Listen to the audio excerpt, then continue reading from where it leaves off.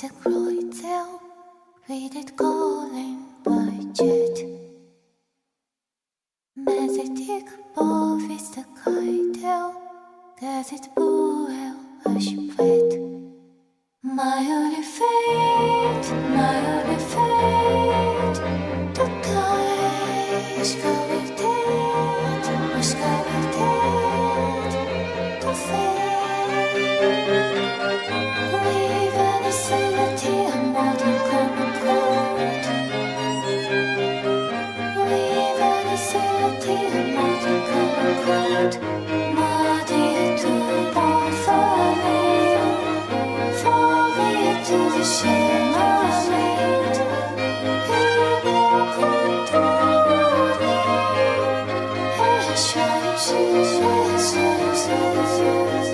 Maar die te bon voor wie to the shema made. Heel controle.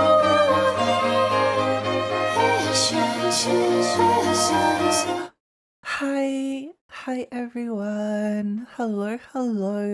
Hi. Hi. Wait, I've moved the wrong thing. Move it up. Okay, we're back. We're so back. Hi everyone. Hello. How's everyone going? I hope you're all having a nice day. We saved before, so it should be fine to do this. Okay. Let me say hello to everyone. Let me say hello. Hi Louie, hi Bear, happy birthday Lexi, thank you. It's not my birthday, but thank you. Hi Gert, hi Ultima, hi Andor, hi Celeste. Hi Gail. Oh, welcome. Oh, let's watch the opening cutscene again because I want to watch it again.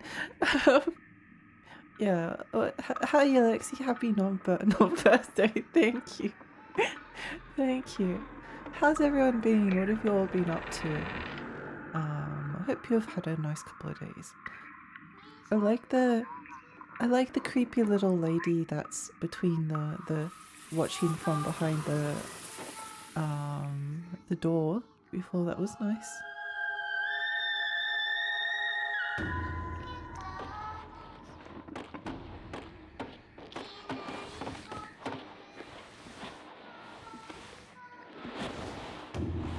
I'm really curious what's going on with the story because I kind of have a few ideas just based off the cutscene, kind of.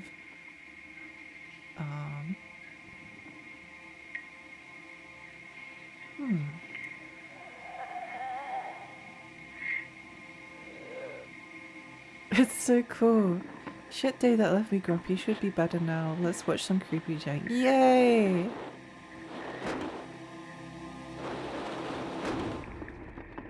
It's interesting that she gets in with him.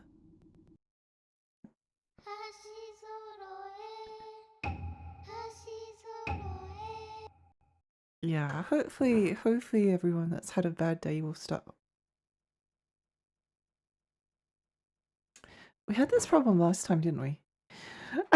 We had this problem last time. The Super PlayStation 2 seems to be having some issues. I'm sure it'll be fine this time though. Not gonna lie, I'm neck deep in tech issues, but I've kind of moved past the aggravation stage. I'm now just trying to figure out this PC crashing puzzle. Oh, it's so annoying, isn't it? It's so annoying. What? What? Why?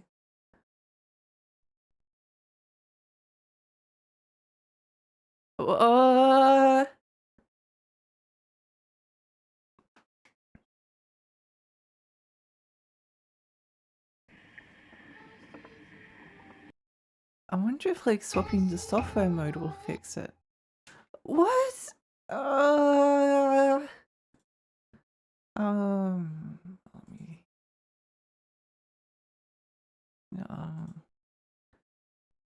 Oh, okay, it did fix it. Why wasn't meow? Oh, that seems to work. Okay, fine. Okay, well, we got it sorted. Nice, let's go. Let's go.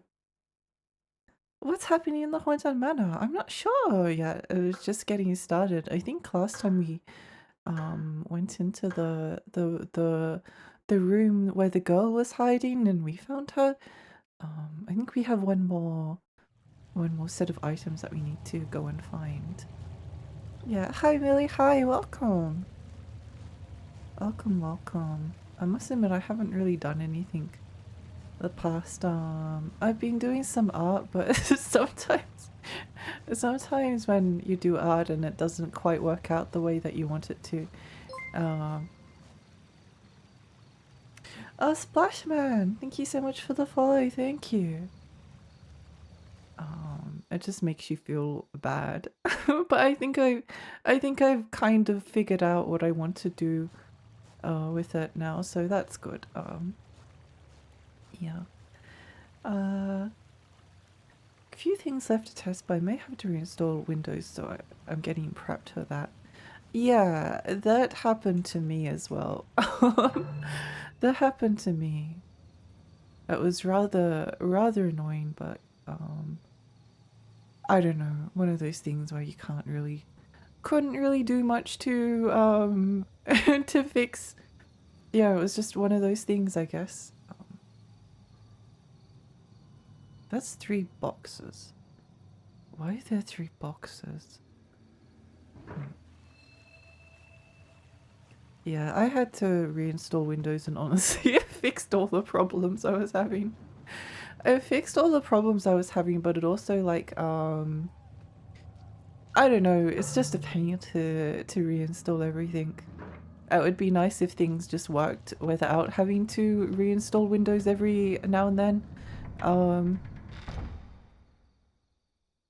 But at least yeah, at least it worked afterwards. It was probably worth it. Mangled corpse lies at the bottom of the wicker chest. I did check a guide and I think we have most of the items we need, but not all of them. Yeah, we've got two discs, we need a third. Where is the third? I don't know. I don't know. Hi Muskai, welcome. Okay.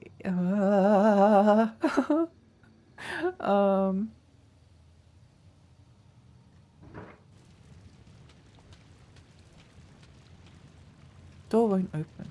Okay. Fair enough. I really do like this game though, so far. It's very much made for me. I'm not someone I just like I just like it a lot. I really like it. It's cool. I feel a little bit sad that I missed the chance to buy it when it was like affordable, because well, affordable maybe is like the wrong word for it. I missed the chance to buy this game when it was less expensive than it is now. I guess I could like buy the Japanese copy, but I don't know. I must admit I do like playing the games on my actual like PlayStation 2. Like it's not just a collector's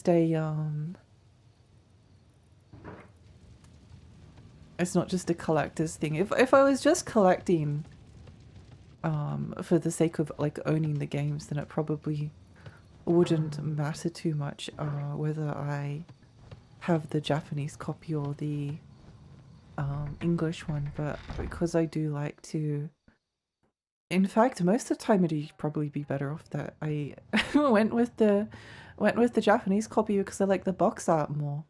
Like I like the box art for Kingsfield 4 a lot more in Japanese than I do in English, but here's where I died. Whoa! Hello. Ghost?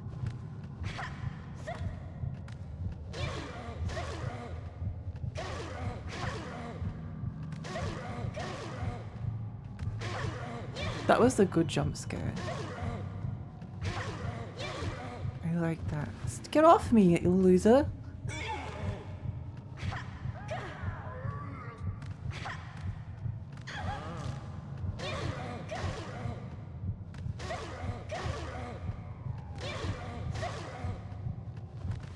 Get off me!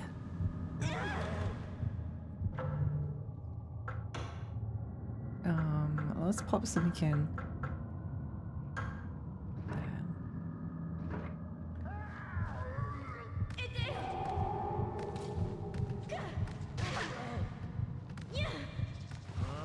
I like that the spider walls him off. I like that the spider body blocks me. That's quite a nice thing. Is he dead? I don't think he is. No, he wasn't. That was cool though. I like that. I like that a lot. Guys, thank you so much for the follow. Thank you. Let's put a bone. If I still get crash after it gets RMA'd, only own the PC for 3 months, not going to mess with hardware while under warranty. My old build is still hanging out behind me. Well, that's good at least. At least if you have like a backup, then it's not so bad. I love the eyes being so bright with the darkened model. It looks so pretty. Rivia, thank you. Thank you, thank you. I really like it too. The lighting adapts to the gameplay, so it adds a bit of dynamism to it, I think.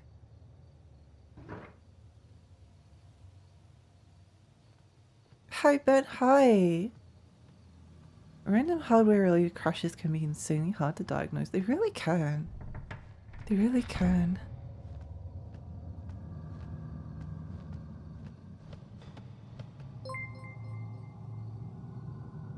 Garu!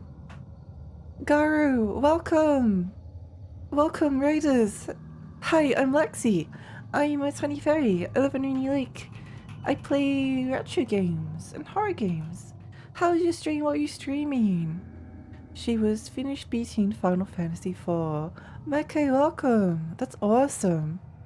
Awesome that you finished it!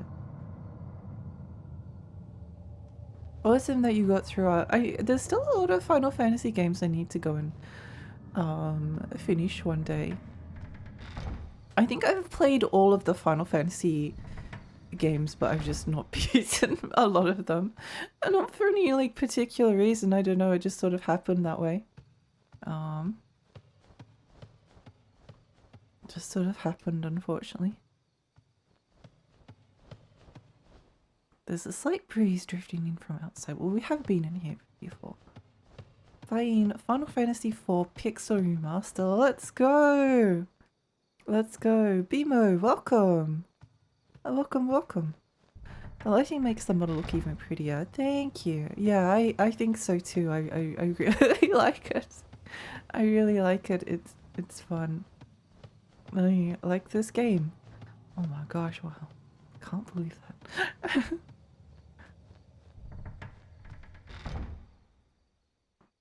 We've got one more. I'm going to just go and investigate some of the rooms we've already been in. So, wait, where have we gone today? We've been to the... I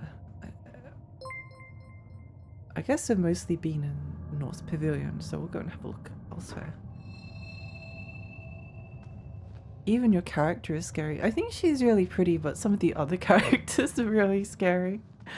Yeah. I've played like every other version of it. Oh, which one is your favorite? I have to ask. What's your favorite version of Final Fantasy IV? Mercil, thank you so much for the follow, and Bimo, thank you so much for the follow.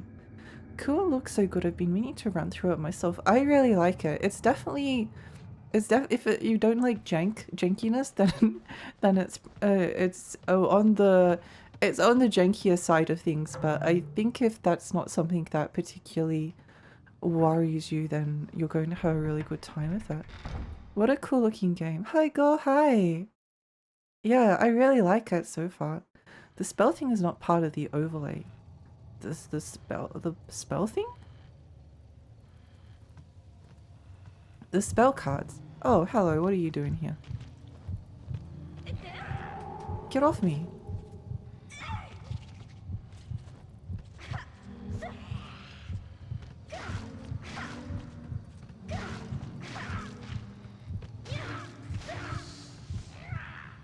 Get off me. Uh-oh. We are playing on the hardest difficulty, by the way. Get off. I might need to heal. There's actually no way to tell how much health you have. I'm looking forward to Onimusha 2 on Steam. Oh, I really need to play through all of the Onimusha games on stream one day.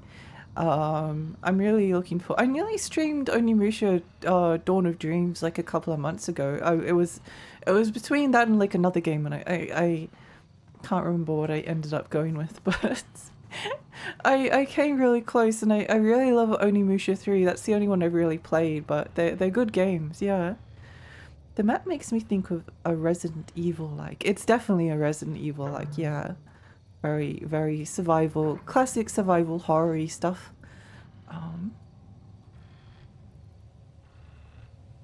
I think the PSP is my favorite version. Oh, that one has a really pretty box. I own that one. I really like the box art for it. Really like the box art. I visited Osaka a few years ago and went traditional Airbnb. It really felt like this when it hit a blackout. That's so cool. That's really interesting. I'd like to experience a blackout in a traditional manner one day. That would be so interesting. I don't care the game genres, Jink. I feel enjoy the Japanese horror. Like, I think you'd probably enjoy it then, yeah. I must admit, every now and then I get the urge to play Final Fantasy 16. Servers are still up, and I have such fond memories of watching a relative play it on the PlayStation 2 with Play Online. It was so magical. It was like my first interaction with an MMO. I'd love to get into Final Fantasy 11. I think it's too long. I think it's too long. And maybe like, I don't know, play on a private server or something.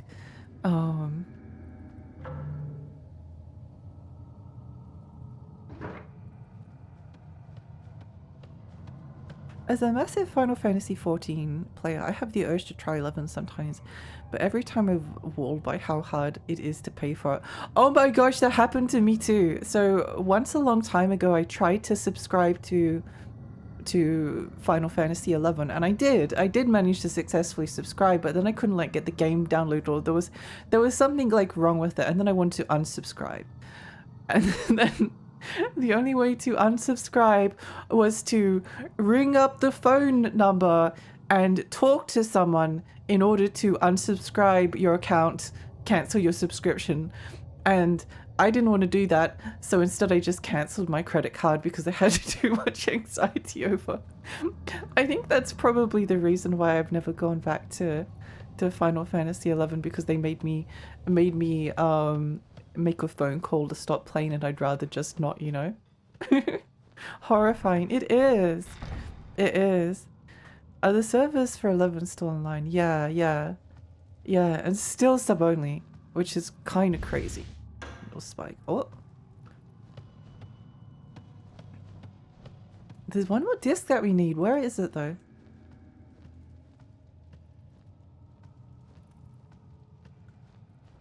It has to be around here somewhere.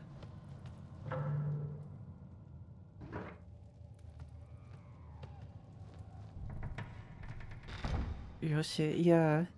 Paying for it outside Japan is a bit of a hassle. Had the same thing, I'm pretty sure. It's so bad. It's such a not good way to handle it. I'd really rather they didn't do that. Yeah, oh well. I think that's why I'd probably prefer to play on a private server, because at least then I don't have to figure out like how to pay for it, and then how to unsubscribe, which you wouldn't think would be a problem, but what do I know? Um,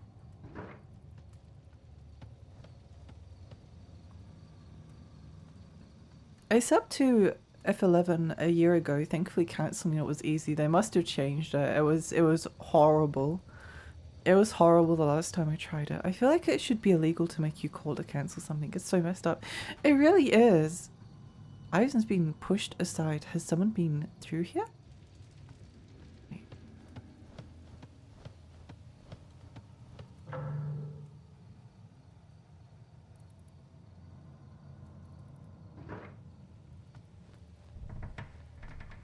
It should be as easy as it is to subscribe. As yeah, agree. It's like one of those things. If unsubscribing to something is a hassle, then I'm just never going to subscribe again. I'm just never going to subscribe again. I think F11 is interesting. I've never quite been sure how I feel about the interface. I think it would be, I don't know, for the sake of game preservation, it would be cool if they just made like an offline version or something.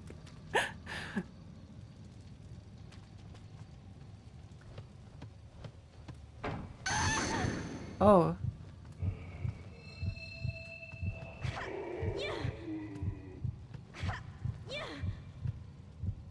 Scary. They went through like 5 different ways of modifying that fucking sub. I remember for a time you had to buy Square only currency called Chris to pay for the subscription. That's awful. That's terrible. Also, like, the subscription for Final Fantasy XIV's gotten really expensive. Like, I was about 15 Australian. It might have even been like 13 if you like went for the original. And I don't remember exactly what it's at now, but it's not it's not there anymore. I want the cards. Give me the cards. I can see them. You can't fool me. You can't fool me. I know that they're there. They were making an offline version, but it fell through. It looks like dev went to 14 mobile. Off. Oh. That's a shame. Go, my spider minion. Defend me.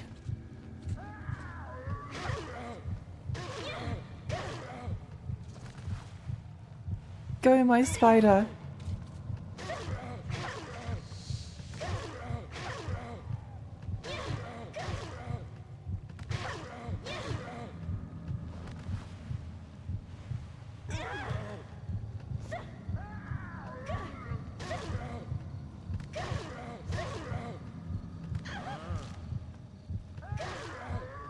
I might need to heal again because we've taken. There's no way to see your HP, which is interesting. Interesting.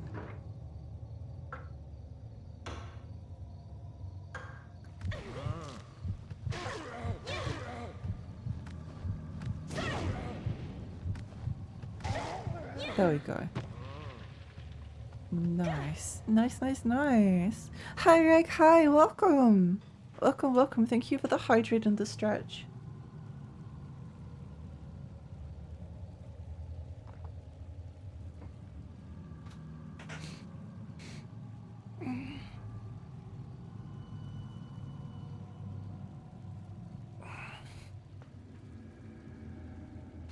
I wonder if we'll ever get another. I'd love to, part of me would love to go and revisit, like, Guild Wars, the original Guild Wars. Paralyzing Demons. Oh, that one's quite a useful card. I do like that one. I tried a couple of hours of Clair Obscura. What did you think of it? Oh, I finished Astrobot, PlayStation 5 today. I really enjoyed it. I don't think I liked it quite as much as the VR version, unfortunately. Whoops.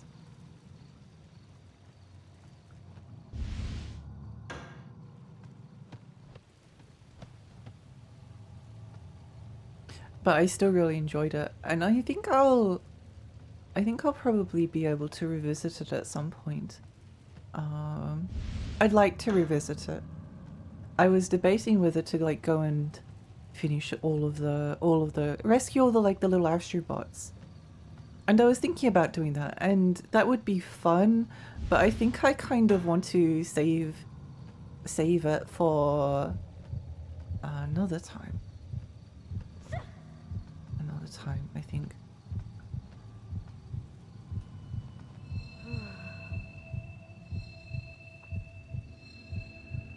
I wonder if that guy is dead.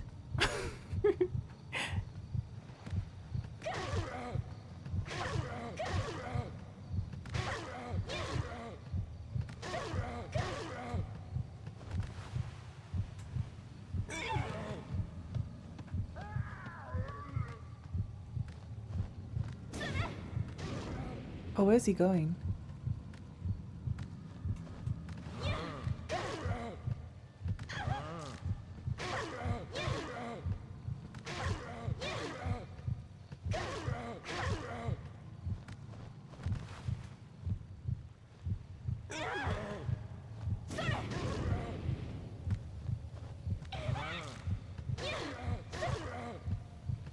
Stop it, ugly!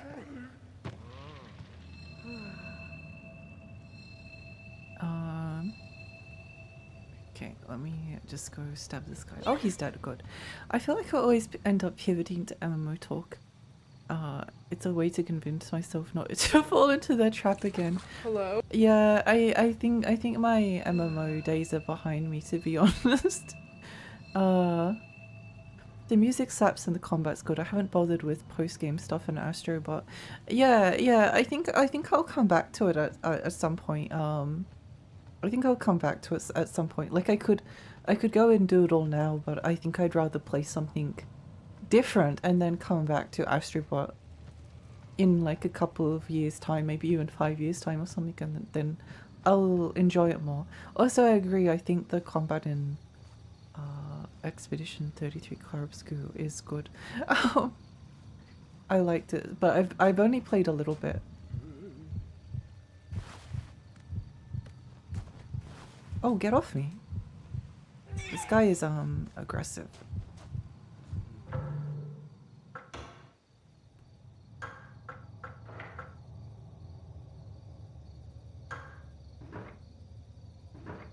Let's try the hands.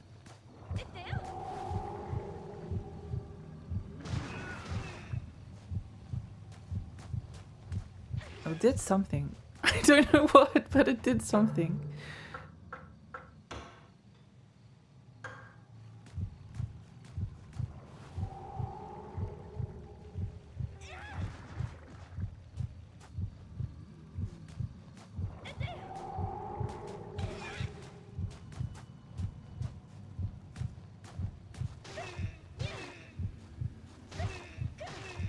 Sometimes stabbing is the best strategy. Emma, hi, welcome! Welcome.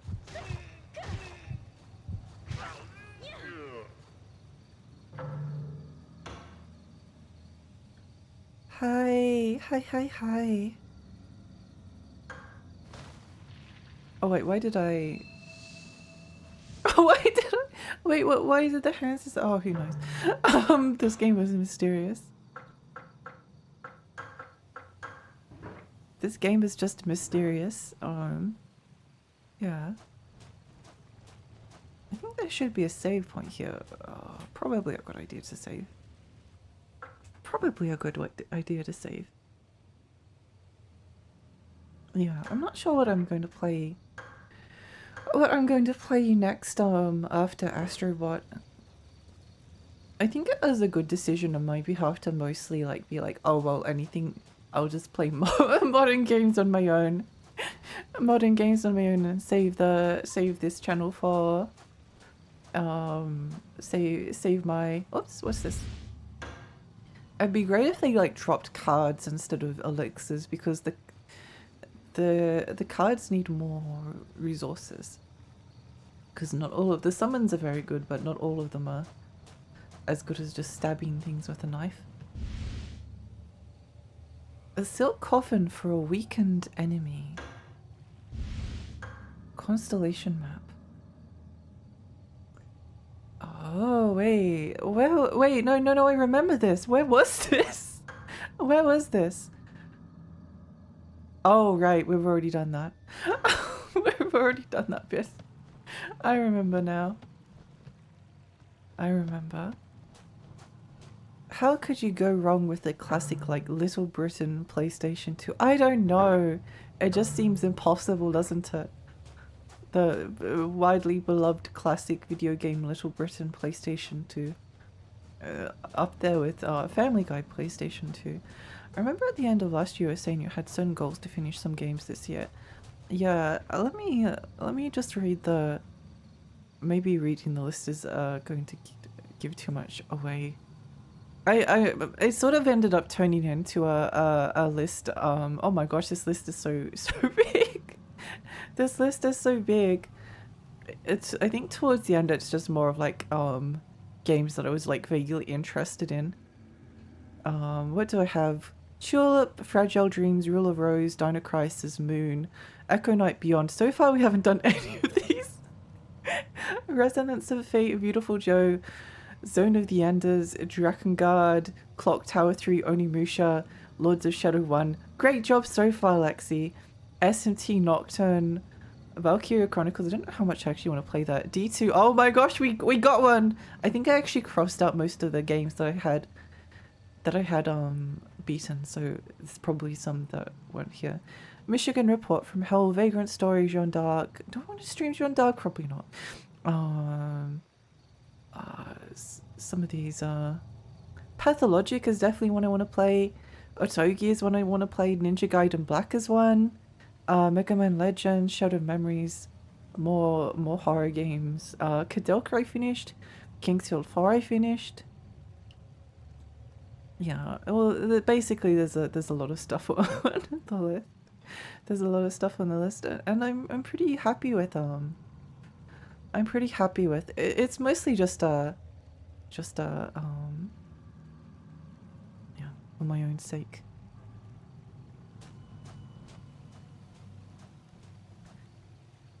Dog's Life is peak. I've heard things about it. I've heard interesting things about it. I very distinctly remember a review that I read about it where they were talking about smell-o-vision. I know that it also is a little bit messed up, which is fun. I have fond memories of playing, but I don't think anything is ever going to capture the feeling of playing MMOs for the first time, nor do I have the capacity to make a social commitment to a raid group to enjoy the content I prefer. Yeah, that's the problem. Like, it kind of becomes like your second life. It's very hard to play an MMO and play other games, especially if you're also like streaming. If you're also like streaming. I mean, it's the same... It's the same problem I have with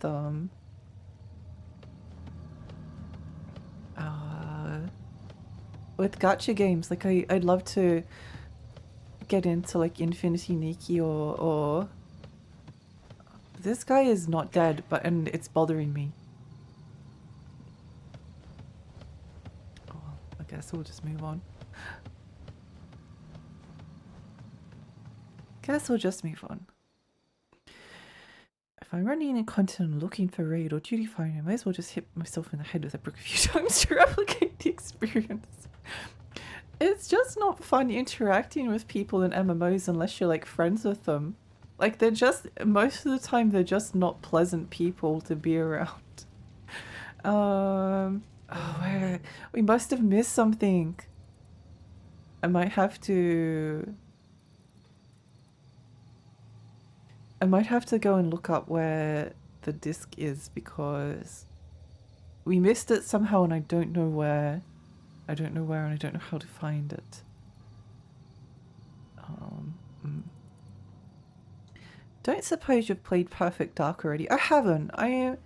I've tried to play... I do own a Nintendo 64. I don't have it plugged in at the moment because we're in the process of moving, but then nothing's happening there, so I don't know how long I don't actually own GoldenEye or Perfect Dark on N64. I tried playing a little bit of it on, I think, one of the Xbox version. I wasn't super into it, but I didn't really give it like much of a fair chance, if that makes sense. The ending of Dog's Life was disturbing. I've heard some things about it, and that's probably the main reason why I'd be interested in playing it. It's the games that are like weird and messed up are kind of fun.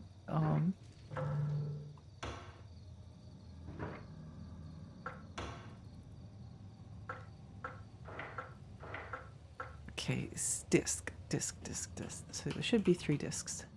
Silkworm disc is next to the body. Okay. Find out where the discs and spikes are going to go. The old disc, we got that one. Okay, so it's the next one. Take a right and inspect the small shrine with the seal of Mercury. Go through the Lord's suite and out to the manor entry. Wait, okay. Hang on. Oh, it's in the shrine! Oh, okay. How on earth did we not investigate that area? Oh well, at least we know where it is now. Great, wonderful. The original N64's frame rate is dreadful. A lot of N64 frame rates are dreadful. It's kind of funny. Although I don't know whether it always matters because like I'm pretty sure Shadow Tower runs at like 20 FPS or something, and I never felt the entire time that it was running slowly. You can get used to a bad frame rate. The worst thing is when the frame rate fluctuates. I think even Banjo-Kazooie had an annoyingly fluctuating frame rate. Yeah, what do you think of Perfect Dark? What do you think of Perfect Dark? I do like first person shooters.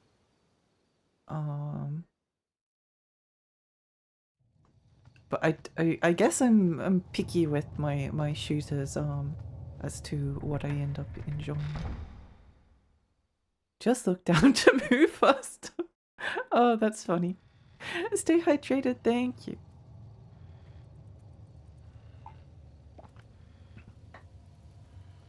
Perfect Duck is a lot of fun for the objectives you need to do to complete the level. I think it's probably more interesting to me than GoldenEye because I could care less about James Bond. I could care less.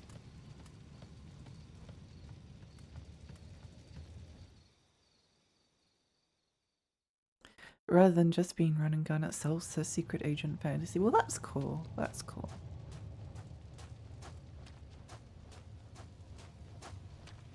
How on earth did I not see this? Oh, I do remember actually going here.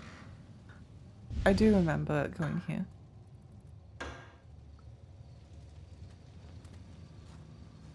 You're not wrong though, Mosk. Every tool assisted speedrun for an N64 FPS basically just footage of the floor. Yeah. I mean, it's a bit like Time Splitters. I know Time Splitters is good. I don't like the... Aside from the third one, Future Perfect, I don't like the aiming. It's annoying to me. I think it's the same thing with the N64 shooters. They're having to jittery like your aim. It's kind of irritating. At least it was for me.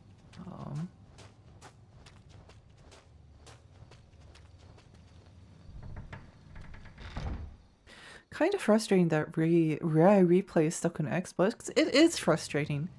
It would be nice if there was a way to I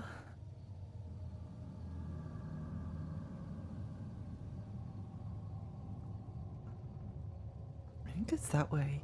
It would be nice if there was a way to get it on PC. GoldenEye N64 is kind of iconic though, despite it being James Bond. Yeah, it's definitely iconic, but I don't know if I'm still interested in it.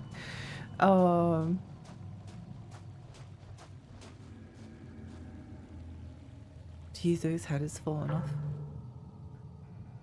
I wrote an essay about Jizo shrines once. That was fun. Future Perfect looks like it's sort of fun, but I've never played it. I think I'm definitely more interested in Perfect Dark because oh wait, what were we talking about? Future Perfect Time Splits, yeah. I liked Future Perfect. It was fun from what I played. The aiming's a bit more like typical first person shooter. I think the reason I don't like it is that I like PC shooters and uh-oh.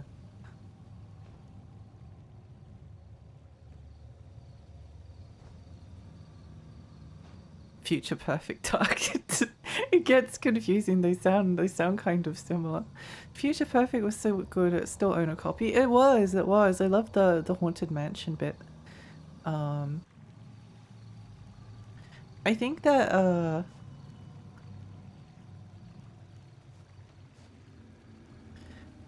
Time Splitters 1 is a bit boring.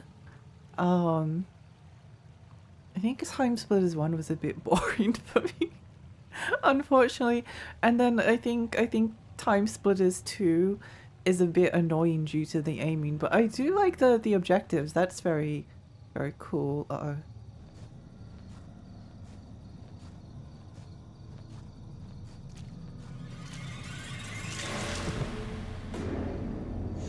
Whoa.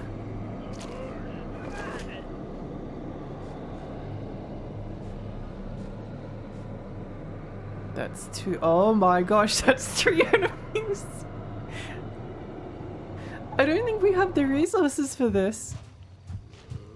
Get me out of here. Get me out of here.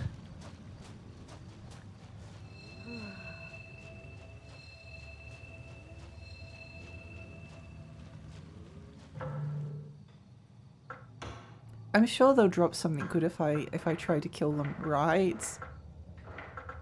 Oh, I don't have the resources, I just have to run. I just have to run.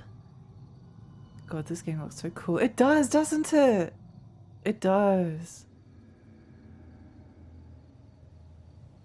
Yeah, I'd like to play through Future Perfect on stream one day. That would be a fun time. I don't think I'd mind. I think, do I own, I don't.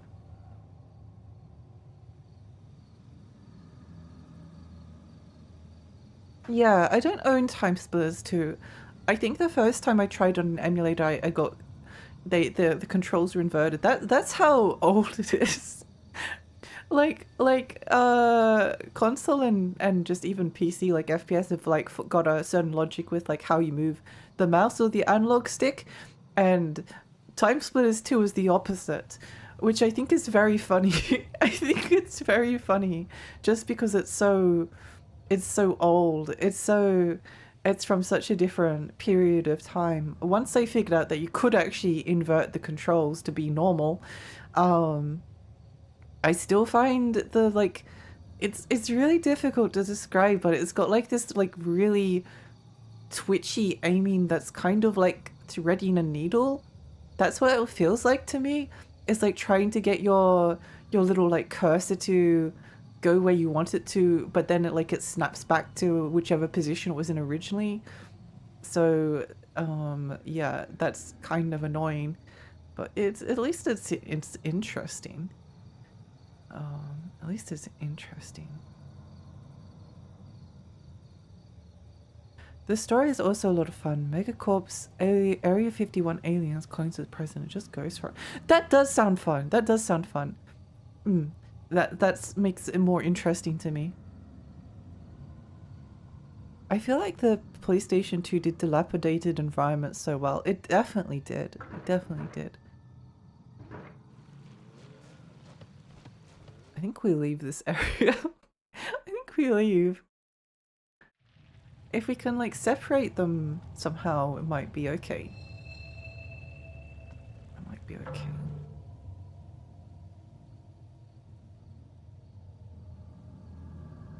I'm pretty sure that's where we needed to go, and I don't remember. How many savey points do we have? Two. We did just save before, but it might be... Okay, let's save on a different save slot. Let's do that. Let's do that.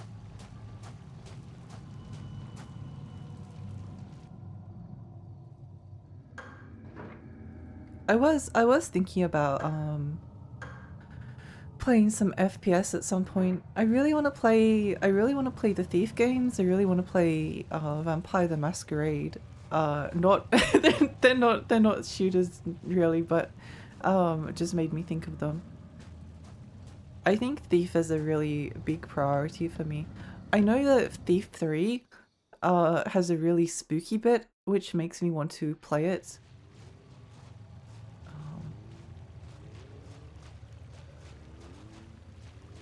If we can, like, get this guy... Oh, this might be not good. Okay, let's just run. Let's just run. Oh, Mocha! Mocha, thank you so much for the raid! Welcome, sorry. Welcome, raiders! Hi, I'm Lexi. I'm a tiny fairy. I live in Rainy Lake. I play retro games and horror games. How was your stream? What were you streaming? What did you get up to? I hope you had a great time. I hope you had a great time. Welcome, Neo. Yeah, we're playing Kuon today. It's a spooky PS2 survival horror game. Where does this go? Small shrine. I think this might actually be where we need to go. Did I take damage from before? I think I might have. It's hard to save Thief 3 correctly 5 times in a row. Thief 3, Thief 3, Thief 3, Thief 3, Thief 3, Thief 3, Thief 3, Thief 3, Thief 3. How many times was that? Good evening, we're doing some mining and crafting. I hope your stream is going well. This looks cool. It does, doesn't it? I hope you had a great time with Minecraft. I was thinking about Minecraft recently. I usually have like a phase where I get back into Minecraft for like a week or two and then I stop. But I still think that Minecraft might be the scariest game I've ever played. It's probably the game that actually like unnerves me the most. Weird as that might sound. It's so... I think it's because like the spaces are so like liminal. Like they're so big. They're so big and expansive. That almost scared me. Where could it lead? Oh. Where could it lead? It's even hard to say correctly 5 times in a row. I think you might be right there. I think that one might be beyond me. That one might be beyond me. No map! No! No map! No!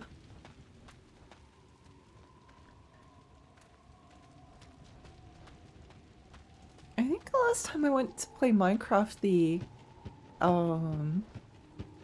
they changed where the diamonds were. I think they like changed the optimal like placement for the diamonds. Like it was different to how it used to be when I was playing. You had to go like way deeper. I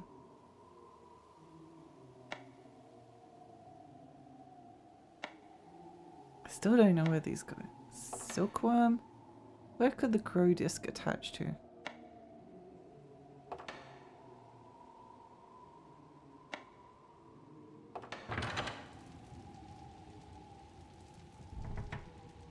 Yay! Random guessing! Let's go! Random guessing, let's go! I'm playing Minecraft with friends. I went off by myself and came across some weird blue stuff underground, and then a giant blue demon guy chased me. My mate was like, I've known you for 20 years and you've never screamed like that. Yeah, it's a scary game.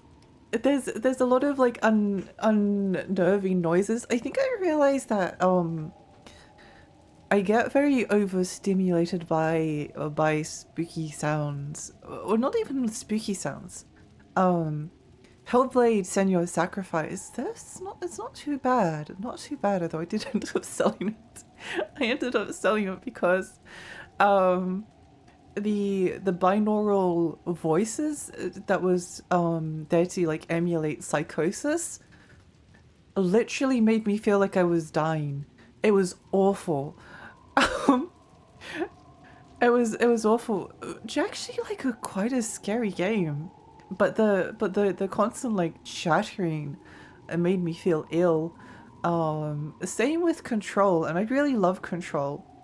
I thought Control was wonderful, but the constant like background chitter drove me insane. Oh, I love a good fleshy tunnel. Where does this go? Where does it go? The ore generation is different. It's so weird. Yeah, I don't know if I like it. They've added so much to Minecraft. It's just like a completely different game. I'd have to have a look on. Like, Minecraft nowadays feels like Minecraft used to feel with mods.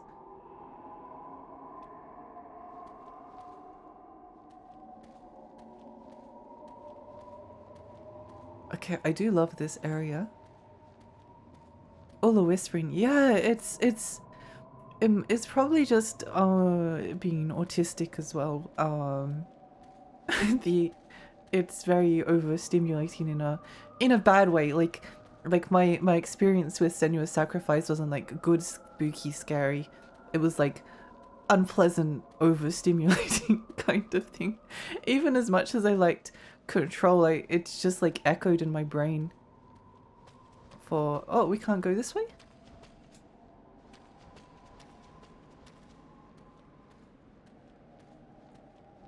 Chaka, hi! Minecraft is a lot of fun, complicated but fun. I think there's like a lot of room for hijinks, which I do like. I like it when a game is weird. I think the ones where they like allowed you to oh, there's a rope here. I didn't see that before. Oh, that spooked me. Speaking of spooky noises. Speaking of spooky noises.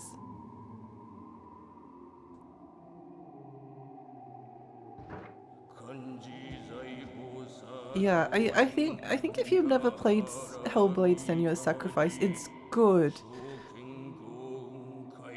But I can't say I liked it. It's like a game that I thought was quite good, but I also hated it.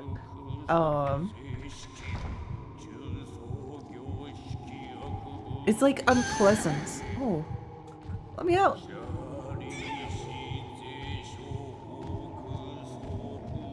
I love these dilapidated environments.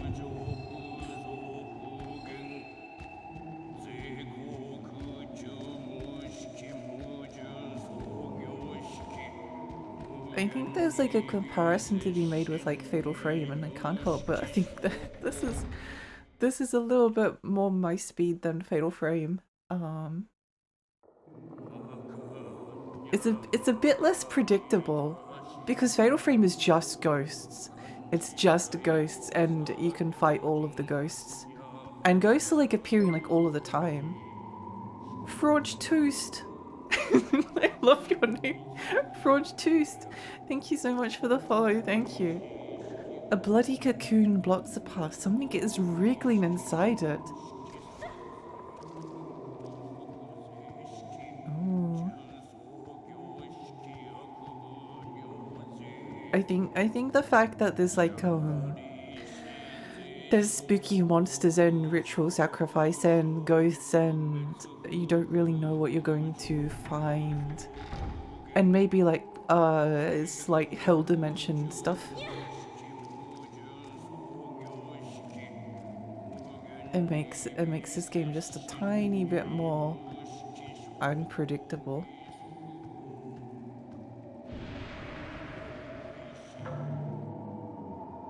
Library study.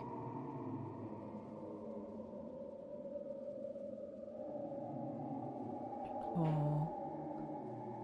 Cocoon. Can't go. Oh, the cocoon's gonna burst, isn't it? The cocoon's gonna burst.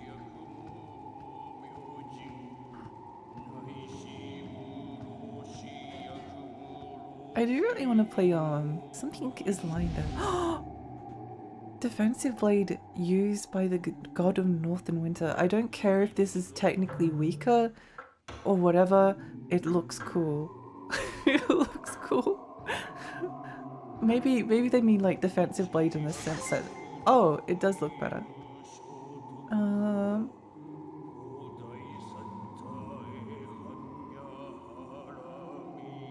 Well, thank you so much for the follow. Thank you. What's written on the walls? Suture covers the walls. Some of the writings are legible. Ooh, what's this? For several days now, strange sounds have been emanating from the ground under my feet. At first I thought I was imagining them, but I hear them even more clearly at night when I sleep. They're very strange, perhaps a cross between agony and pleasure. Oh! They say a creature emerged from the bowels of the earth and that this temple was built to prevent it from proceeding any further. Perhaps the creature is awakened under this temple and is howling. If it has been trapped there for several years, no wonder its screams sound so sad. That's cool. I like this. I like this.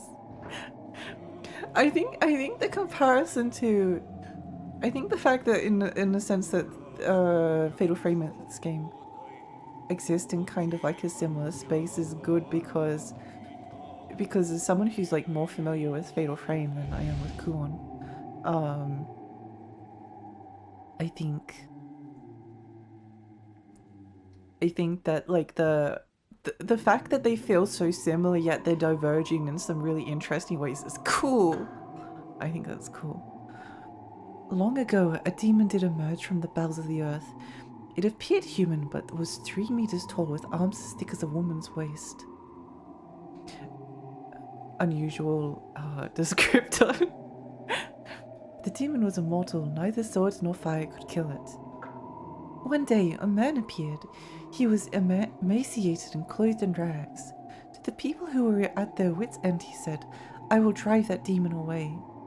The people took one look at the pitiful-looking figure and turned away, saying, "You would be a fool to embark upon such an enterprise."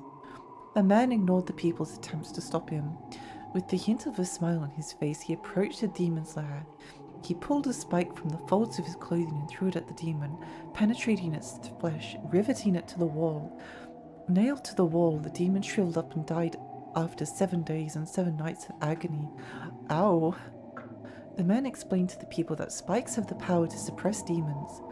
He gave them 3 spikes to use should the demons reappear and departed. The grateful people placed the spikes in the small shrine in the temple, where they've been preserved ever since. Oh, we've already used up the spikes. We've already used them. Give it a hug, yeah. Story sounds like bullshit to me, not gonna lie. I think they made it up to get more tourist dollars. Oh yeah, you gotta get the people to your shrine somehow. You gotta get the people to your shrine somehow. Get them with like the spooky story about the demons, and then invite them into the cafe and say that oh, if you go and buy some coffee and food here, it supports the temple and keeps it running. Oh my gosh. Thank you so much for the 2 gift subs. Thank you. Thank you for the gift subs to Lance and to Latte.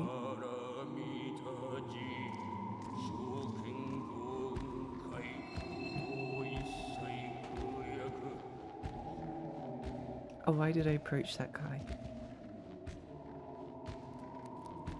Go away. Hurry. Before the cocoon takes you. But Never mind me. I've had a good life. Watch out for the sick. If they don't merge with other creatures soon, they will die. Need my Corpses number are one needed spot for back. their cocoons. Thank you so much. Oh my gosh.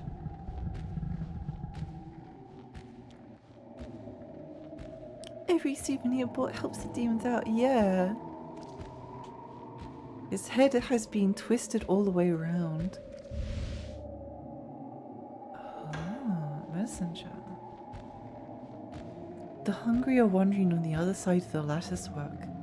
A murky liquid oozes from its mouth.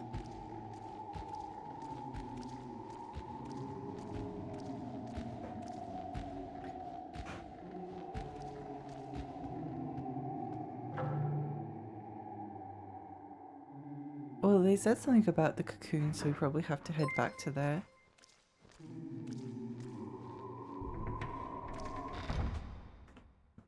Vashblee, thank you so much for the follow. Thank you.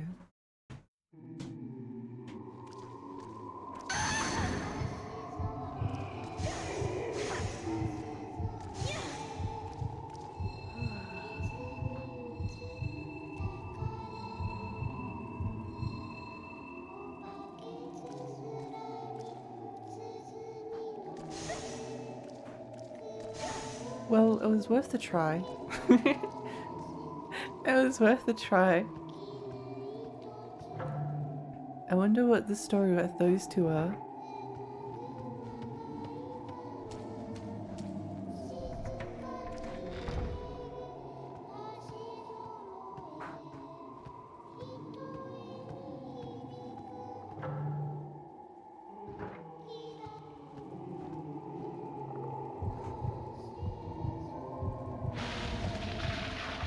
Oh, well, that's not that bad.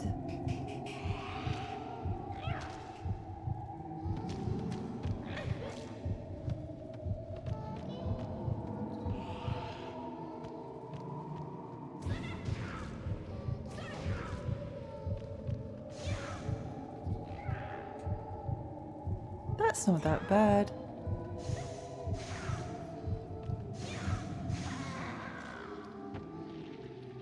Stab him. At least we know how the Gaki come about, no?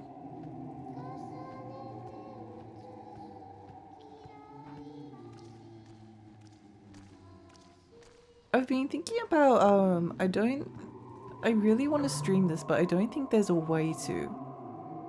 But I've been thinking a lot about streaming, or playing Durasane, which is the PlayStation VR FromSoft game. The main reason I don't think I can stream it is because the VR cuts off your eyes, and I'm pretty sure the tracking needs that. I'm pretty sure the tracking, so I'd have to like use a PNG or something. Which I guess I could do, but I don't know. What does everyone think? It's just I don't have a PNG. I could draw like a PNG tuber, but I don't know. It's stressful.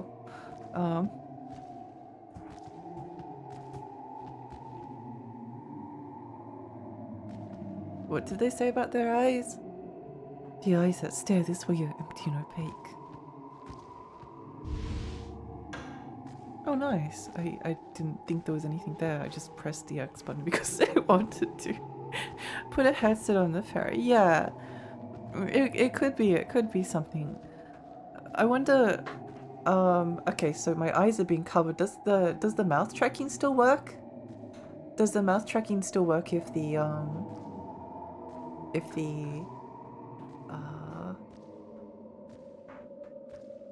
if the eyes are covered, but it would cover a bit more. Or do I just like stare?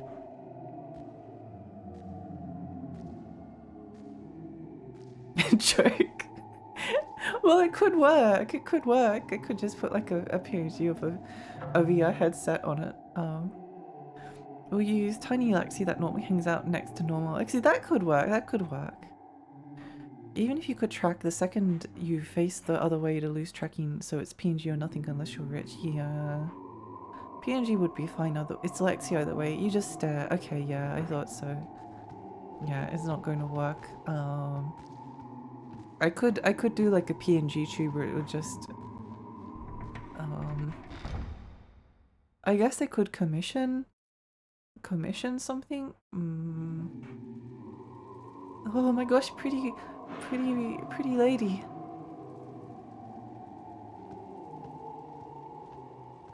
But I feel like Duracine is really worth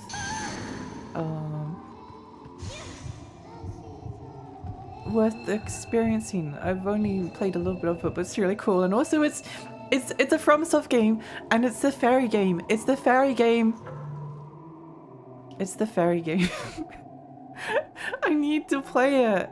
How could I not play it? It's the FromSoft fairy game. Buddhist image stands solemnly illuminated by the candlelight. This is reminding me why I love Sekiro so much. The door is opened. I don't have VR, so I'd love to see it personally. Yeah, that's what I was thinking. Like, it's really... I mean, having a PNG tuber would actually be quite good, because there's some games that I just can't stream with my model because my model just like lags to itty bitty pieces. It just lags. It's kind of a bit sad. You can definitely like have a... Maybe that would be a reason why to commission a PNG tuber. It could also be a chance to like do a slightly different like Lexi design. Rare Buddhist images is visible in the dim light. Perhaps since the shrine lies in ruins, their expressions are sad. They're giving us a lot of cards. Ever played Fairy on the 360? I haven't, but I know of it and I'm interested in it. It shouldn't be too hard to emulate. I really want to stream folklore as well at some point. I think I tried to stream it back when I was doing my donathon. It has like some pretty heavy 6-axis implementation. The only thing is that just because I'm probably the only person that's bothered by this, but like playing a PlayStation 3 game on a TV and then sitting back like several meters away from the screen, no worries, the games look great. You do you PlayStation 3 with your 720p, but playing 720p on computer monitor where you're sitting very close to the monitor, and where you're sitting very on like a it just doesn't scale well. It looks awful. Honestly, Sonic Unleashed is a beautiful game, but playing it on my monitor made me feel ill because it just didn't scale properly.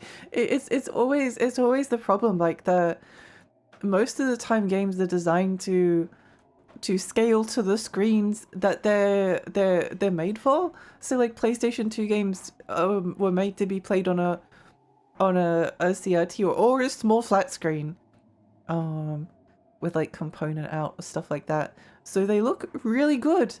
Same with PlayStation 1, same with like all games basically, but then you put it onto like a screen that it's not meant for, and then suddenly the resolution becomes really bad and hurts your eyes. Interesting.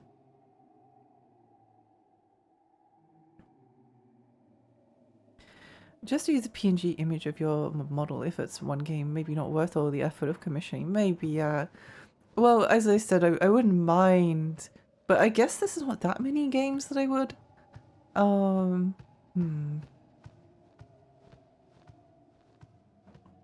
I do have some ideas for like a, not a Lexi redesign, but just like some different outfits.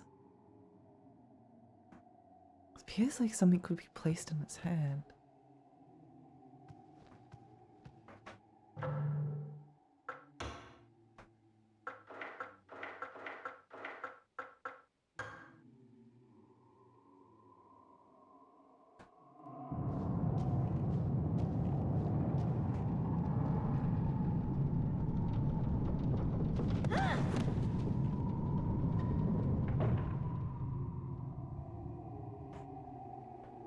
Oh my gosh.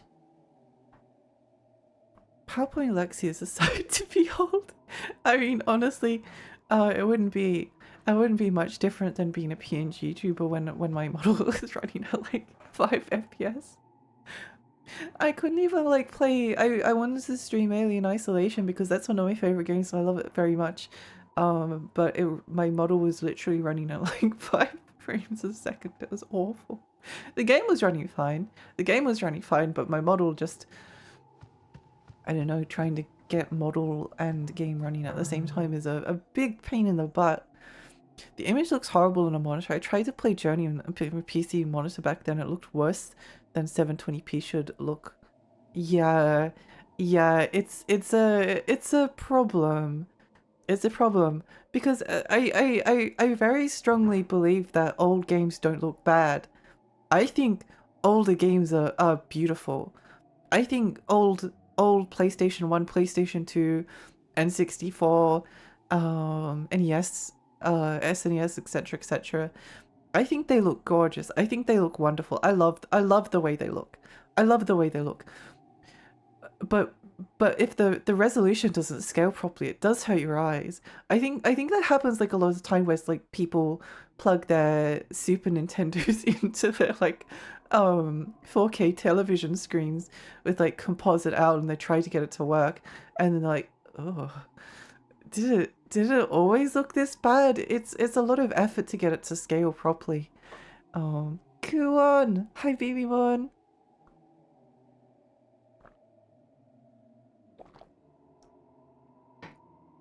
It's a lot of effort.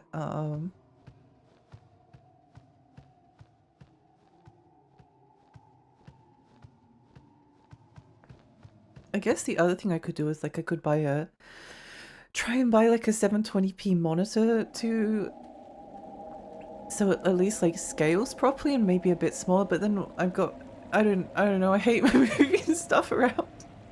I don't like, it's just putting effort into things. I love the fleshy tunnel.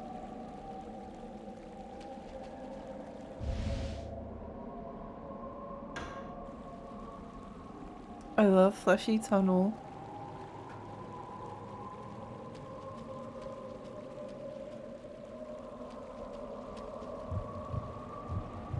Oh my gosh, it's a river of blood.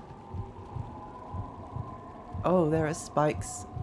There are spikes everywhere. That's not good. That's not good. Corpse here appears to have been an astrologer. Oh, that's another thing I like about this game. It's actually like historical. I like a Fatal Frame Project Zero. I always just default to Fatal Frame because it sounds more iconic. But it is Project Zero in Europe and Japan, I'm pretty sure.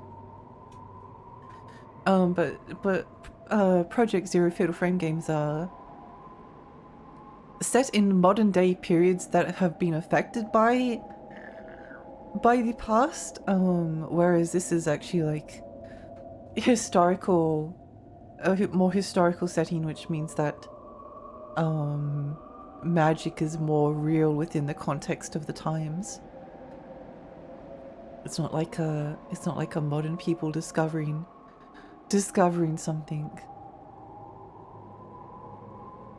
there's a bit to talk about, like the idea of during the Enlightenment there was this idea of disenchantment. So the world was the world in Europe was like a magical place. Like there were aside from like the more religious things, there was angels and demons, obviously, but there were fairies and there were folklores and there were all of these different things, and then and ghosts and the like, and then through the Enlightenment period, there's this process of disenchantment where like the supernatural world is kind of stripped of its magic and power because people stop believing in it.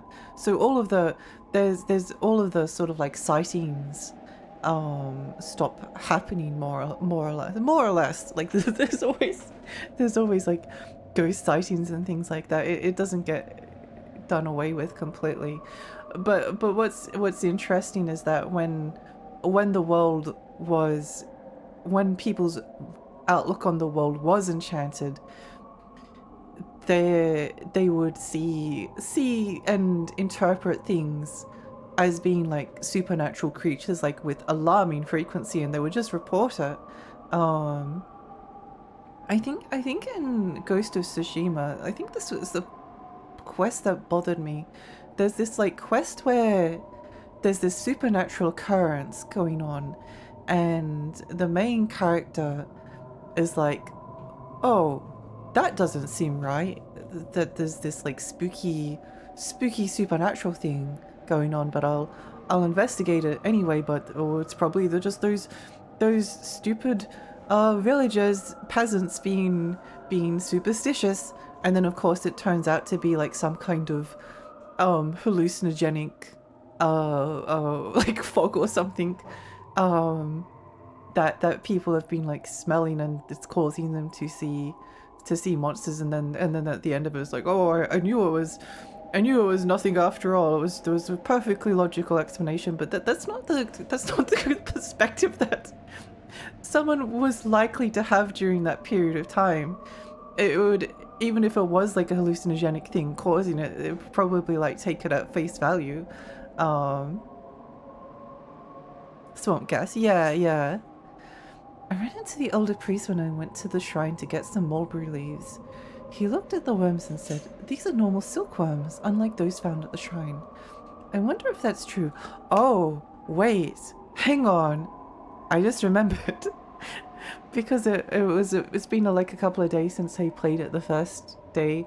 There was these letters about the child giving the sort of like princess, the noblewoman, the silkworm eggs, and then they hatch, and then there's cocoons. So there's some kind of connection, which I guess we knew, but I'd just forgotten about that. I ran into the elder priest when I went to the shrine to get some mulberry leaves. He looked at the worms and said, "These are normal silkworms, unlike those found at the shrine." What's wrong with the ones found at the shrine? I went to the temple to get mulberry leaves again today. The elder priest wasn't there, but Miyoshimaru said he saw the twins. I didn't see them, but I know he would not lie. When I returned from the shrine, the silkworms had started spinning cocoons. The silkworms started spinning silk yesterday. Today, they're cocoons. Miyoshimaru says we have to wait. The cocoons are beautiful. They glitter like silver thread in the sunlight.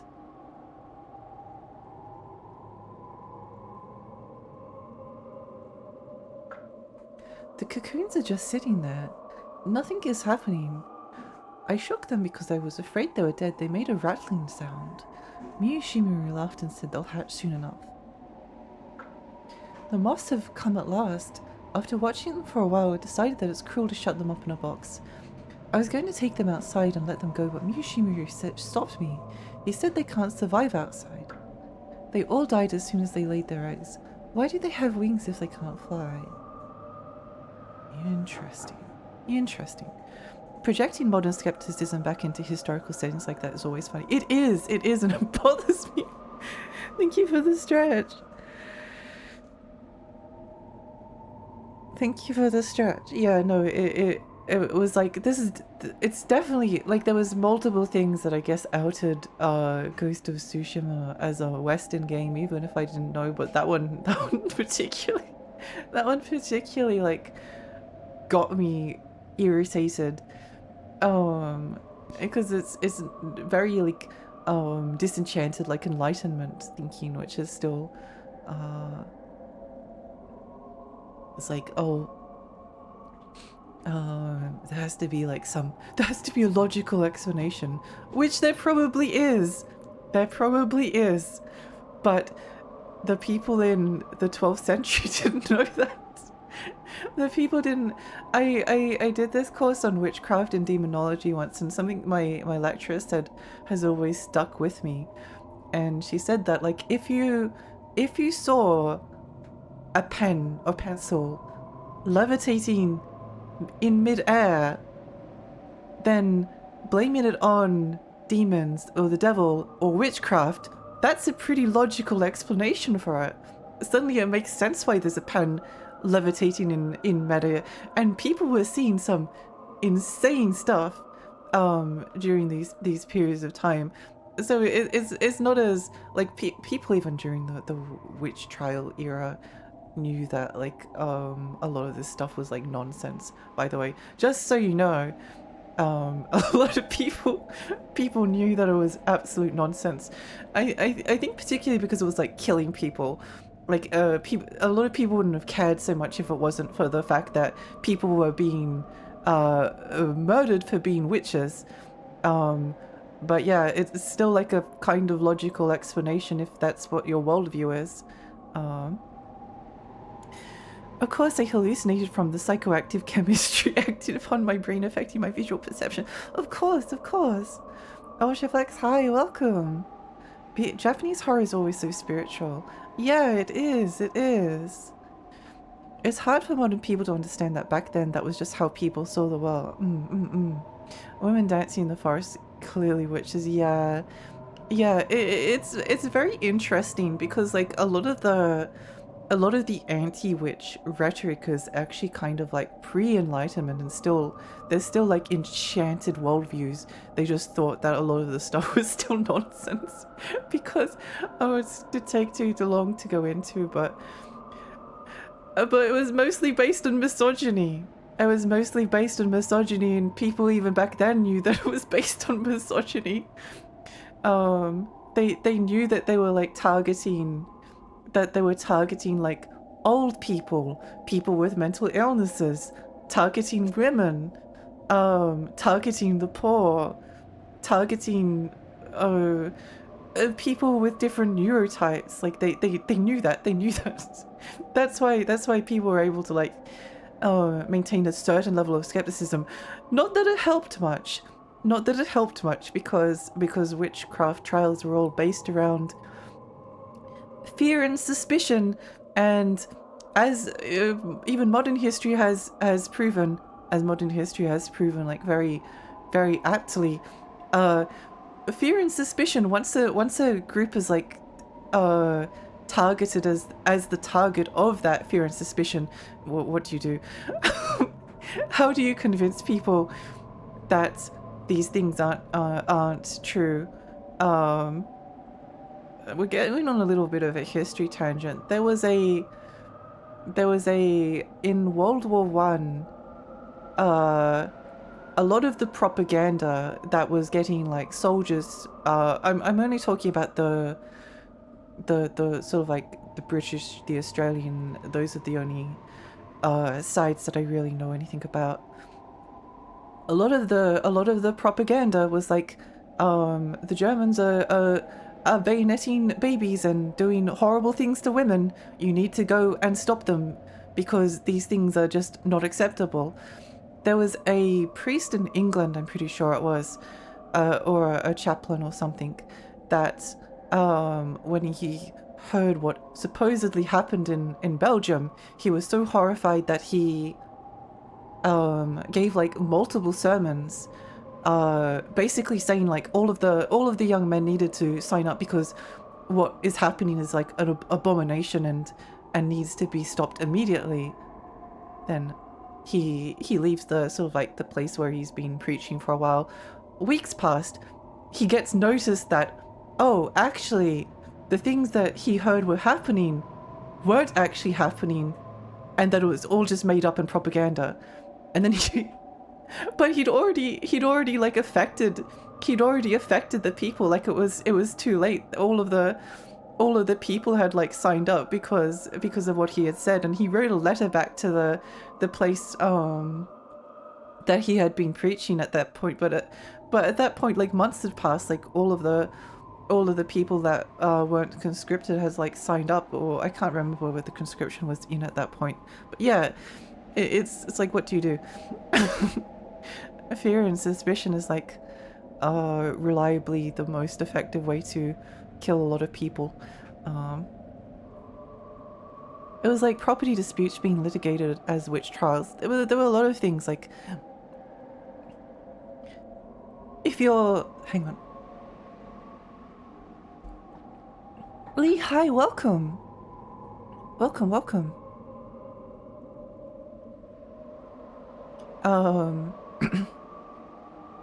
Yeah. Sorry. I'm choking.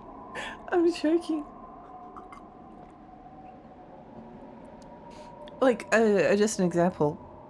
Someone's baby died, or a cow died, okay. So you've got a cow in a field. The cow is perfectly healthy, and then one day you wake up and it's dead. Like, what? Why? The cow was perfectly healthy before. What happened to it? Oh, it must have been witchcraft. And you know what must have happened? It was the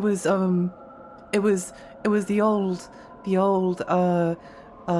Jennifer Haggerty across the road who lives in the little hut by herself. She looked at me. She never liked me. She must have cast a hex on it, made a pact with the devil.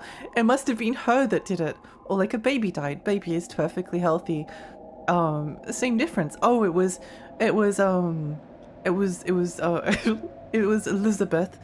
Elizabeth across the street. She lost her baby, so now she wanted revenge on me for my baby that was perfectly healthy. It's stuff like that. Like that's how a lot of the suspicions started happening. In Europe, it was Catholic dogma that witchcraft wasn't real, so belief in witchcraft like that was mostly a Protestant thing. Yeah, it's interesting. It's interesting that the Protestant Reformation basically caused the witch trials.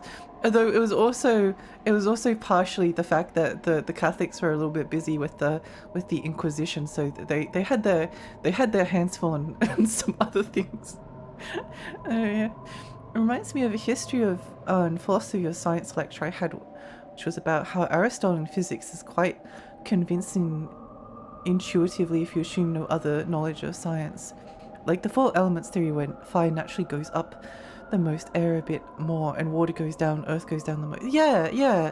It's sort of, it makes sense if you don't have like the benefits of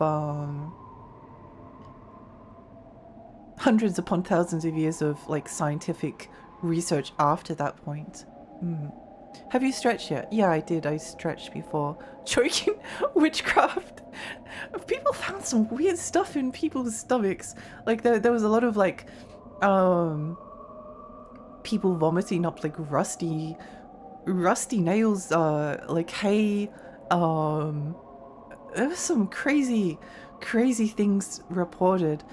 And it is also amazing the testimonies that you can get from people who are being tortured.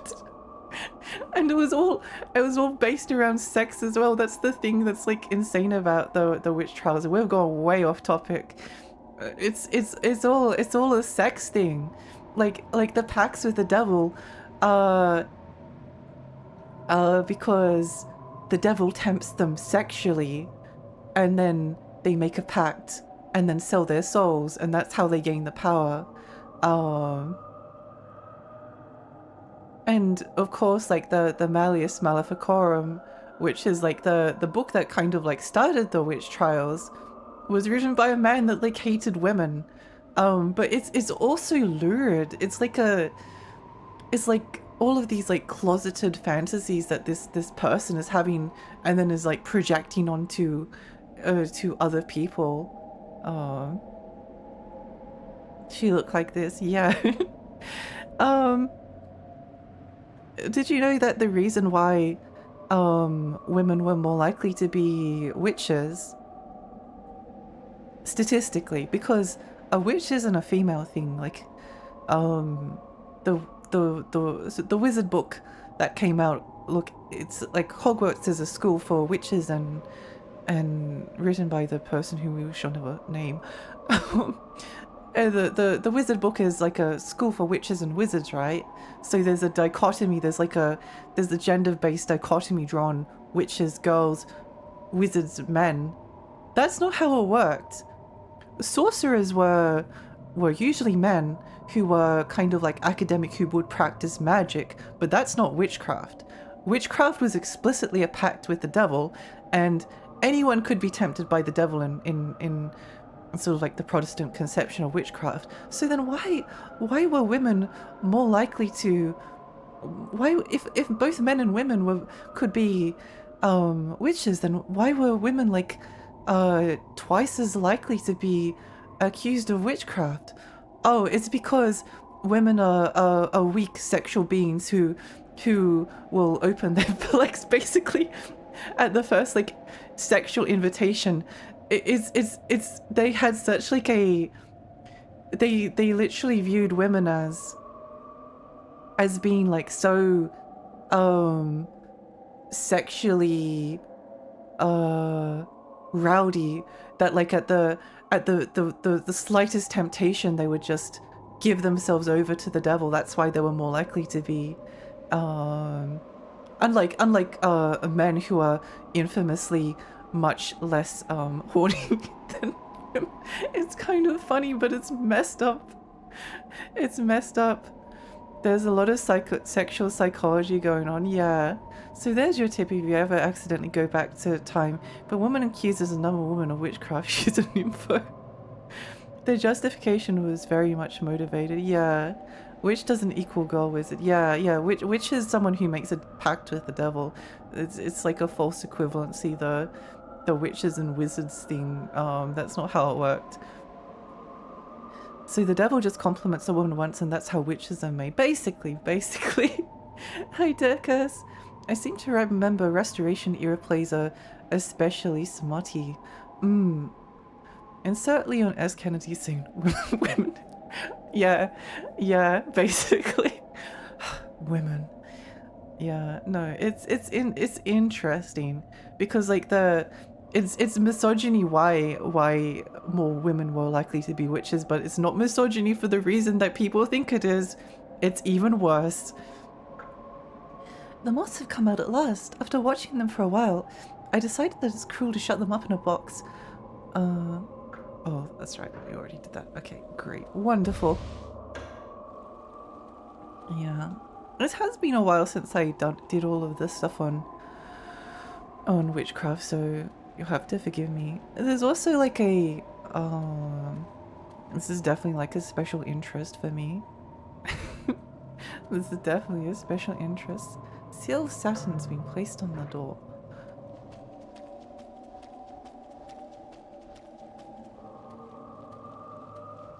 Didn't we have the Seal of Saturn? We picked up something. I do like Robert Eggers' The Witched for touching upon this kind of thing, portraying it authentically to the worldviews of the time. I need to watch that. And then somehow Islamic ideology that all magic is evil conflates these weird differences between witches are specifically devil-pacted magic than alchemy or other learned got into general Christian thought, that is.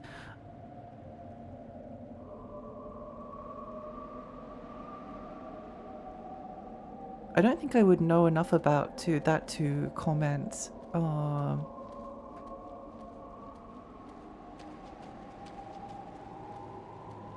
It's a much more oops.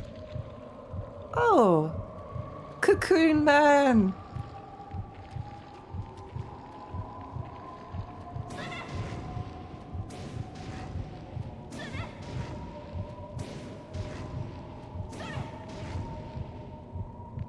Okay, let's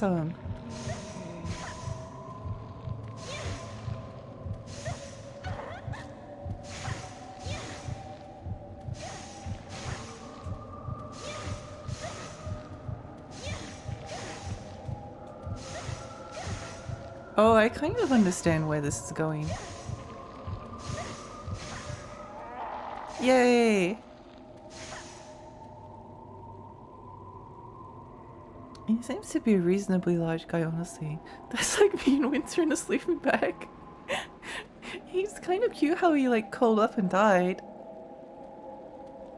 Being a little guy is a state of mind. Yeah.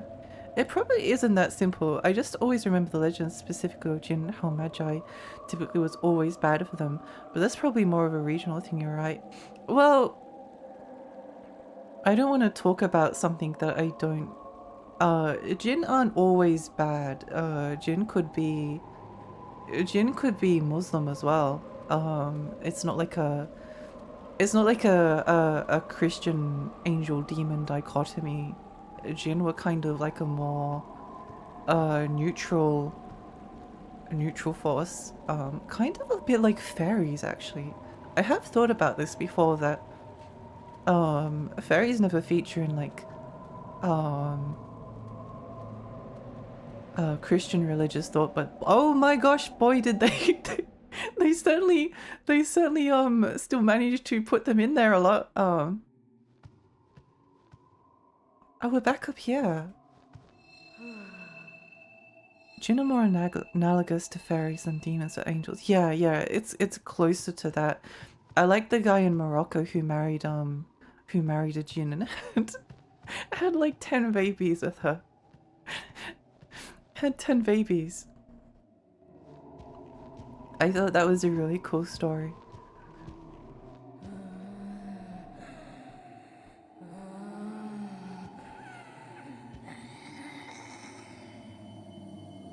I'm always very sensitive of like saying something accidentally that could be incorrect though, because scholarship is very complicated, by the way. It's really hard and complex. I would never take anyone's word for things until you can actually like go and read some books, and a lot of books as well, not just like one book, like 20 books.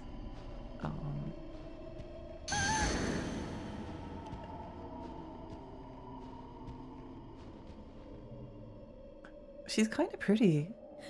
You need it again, don't you?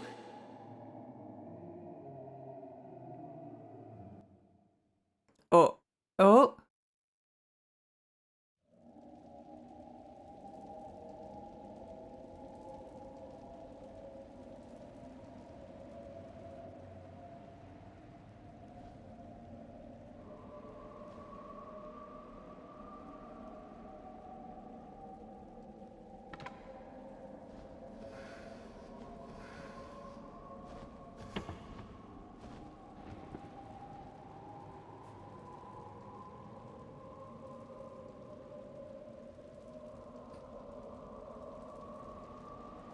This game is so cool. This is the most like Lexi game I've played in a while. This game is so cool. I love it. I really like this. Lexi, this is the internet. You can talk authoritatively on something you don't know if you want. That's true. That's true. Oh, good for him. Happy for him. Me too. Me too. I mean, some guy illegally married Hatsune Miku, so anything is possible. Yeah! Make your dreams into reality. How do you know if your partner is a Jinn? That is a good question.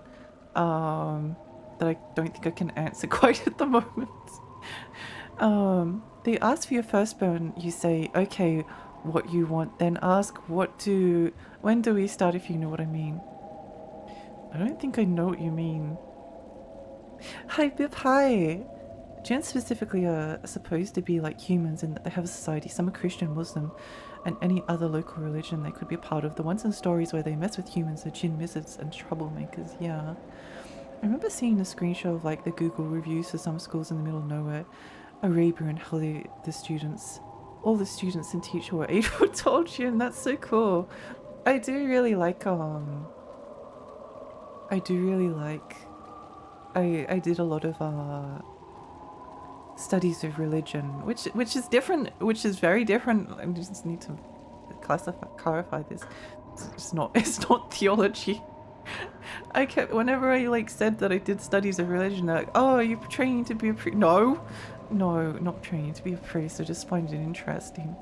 I find it really interesting. It's just always, I always like I want to be sensitive and I want to be accurate. And one of the things that academia has taught me is that I don't know much about anything.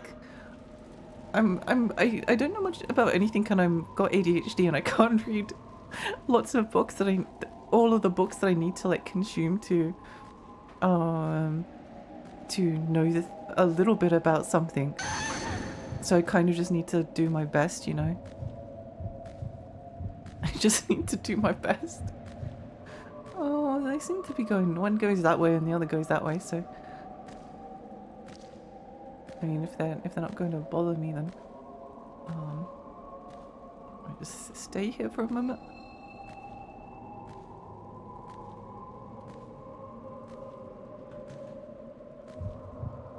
Anybody else's Steam die?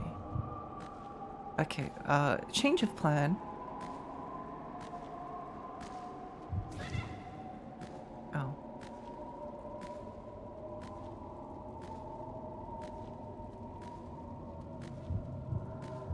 I just wanted to... I only want to pull one of them at a time. I don't want to aggro both of them. Amnesia Rebirth has some, like, has a gin in it, which I thought was cool. What? You're going to come over here? Come over here? Yeah, that's it. That's the spirit. Good guy. What a good guy.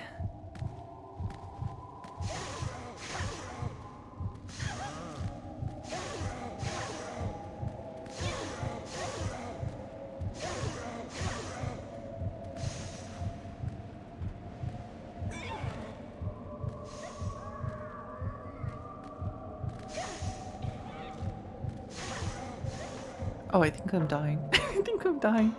Oh, I did just save those, so it's probably not the worst. The worst thing in the world.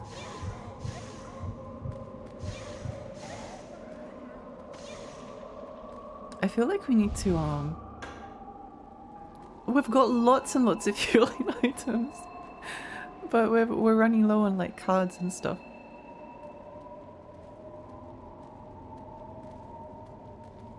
I don't really like, I feel like context is very important, like, unless you know, like, all of the other basics. Size was removed from the body about, like, a religion, then it's hard to talk about, like, the interesting bits, because then it's just like, oh, how quaint that people believe these things, when it's part of, like, a much, like, bigger system of beliefs that all make sense within the context of that religious framework.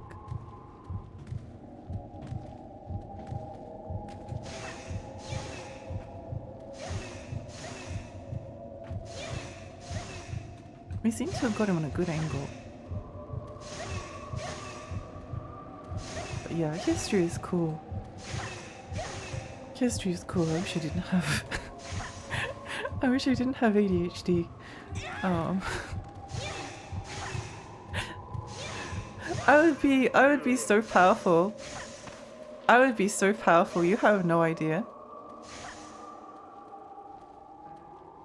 I would be unstoppable. Can't believe Lexi has a degree in historic witchcraft. Basically. Hi Alice, hi! Hope everything's going okay. Yeah, it's okay. I wasn't feeling great, like, the past couple of days, but that's okay. Ooh, okay, we'll go up there in a moment.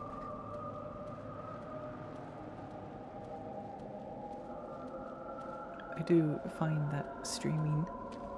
Wait, Scythe?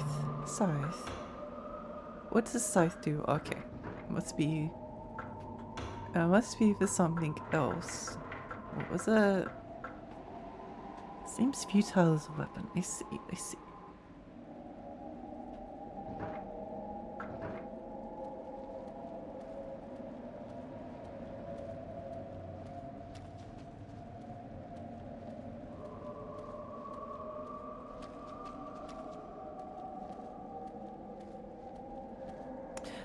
Nice. I thought there would be something this way. Reiko. Creature whose body exudes the odor of blood. Oh. Nice, nice, nice. This game is so cool. I really like it. I really like it. I think we got 2 other characters to play. Silk thread. Oh, of course. Silk thread blocks the way.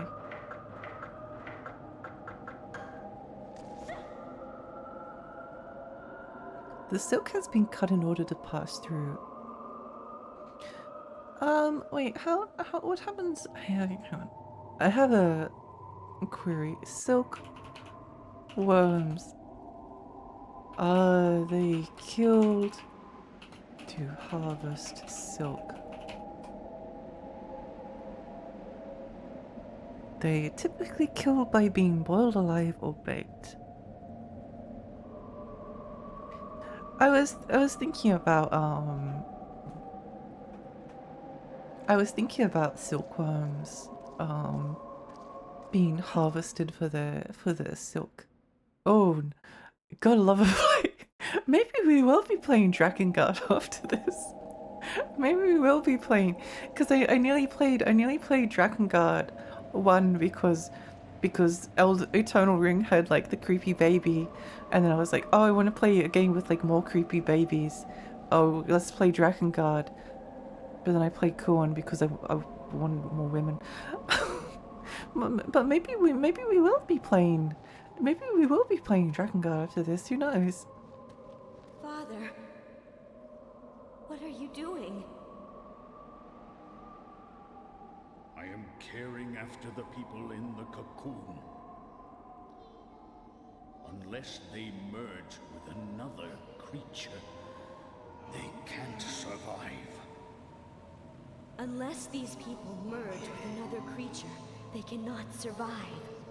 Yes, my sister too. Entering a cocoon 9 times will cure them. To help her, let her assimilate your flesh and blood. Never. You are the reason she is dead. Now it's your turn. Oh, is that her sister? If a cocoon ruptures too early, merging will be a failure.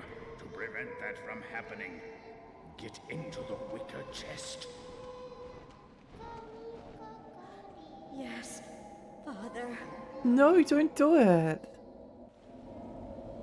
It's funny that you say that, because I feel like in some aspects my ADHD can be my greatest strength or weakness, and it's just down to cosmic grace which one it is from days to day. I used to be a really big reader. Like, reading was probably my primary interest, but I found it really hard to read lately, which sucks because I love reading. I love reading. I'd love to be in like walking distance of a library and just spend every single day there.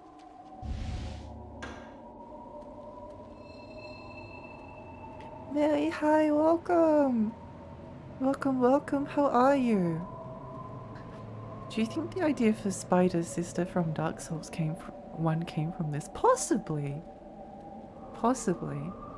I've just got back into reading, been reading a lot. Yeah, I don't know. It's hard. It's hard. I definitely discovered that when it comes to like reading like fiction, reading like a fantasy book, I can get into relatively easy, but if you're like an academic at university, you need to do a lot of big book reading that's kind of heavy and a bit. It's interesting, but it's not fun to read, if that makes sense. It's interesting when you like find something you're like, oh, that's so cool. Yeah, that's really fun. But then like sitting down to read a book, I know a lot of the like the professors could read like an entire book in like a week, and then you were always expected to read like one book chapter per like subject for the tutorials. And it was just like, even if I did all of that reading, which is very difficult, it's not sinking in anyway. I need to absorb the information like a particular way, which is unfortunate, but oh well, what can you do? Hi Dan, hi. Reading, I love reading. Yeah, it's fun. Being able to focus on fast written work can feel insurmountable sometimes for no reason. Yeah, that's my difficulty. Like, even if I'm interested in I mean, I figured out a way around it, but especially once you get to like the PhD level and beyond that, like you're just kind of expected to be like one of the ways that you can get paid, for instance, is by doing a book review. So like you write a book, then people review it, then someone else writes a book, and then you review it as well.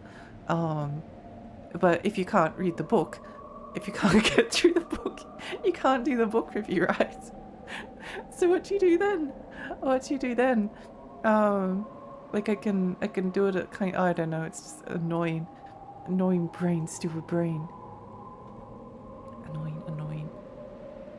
Hi Laura, it's been a very rainy weekend around here. That's probably good from my perspective, but I don't know if you think that's good. Uni put me off reading in my private time, haven't been able to get back into it. It honestly did for me as well.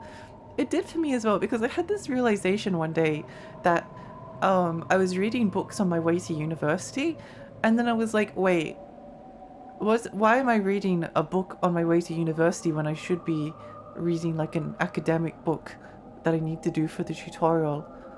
But then I read the book and then I forget and I don't get anything out of it. I discovered that the way that I pass information is that if I like start off with a question, so like I'm trying to research something, and then I look for the stuff in the books that I'm trying to find. I just can't sit down and like read an entire book. There has to be like a direct purpose to the stuff that I'm reading, otherwise there's no point. I'm just wasting time. It's not going to sink in. It's so insane the amount of reading you're given, to be honest. When I was running my tutorials, I reframed it because I did it in a way. I was like, okay, I'm going to run the tutorials like it was made for me. So I was like, okay, I want people to like think about the lecture and like talk about the things that you found interesting. Like I'm not giving them like a topic to discuss. I want them to discuss the things that they were like, oh, I really thought that was interesting, because that's what I wanted. Because I'd go to like a lecture and I'd be like, oh, it's so interesting, this thing is so interesting, and then you go to the tutorial and then be like, okay, what did you think about page 13 of the reading? Be like, I read page 13, but I don't recall anything interesting about it at all. And then there'd be like 5 other hands that would shoot up, be like, it really describes the author's position on. It was very annoying.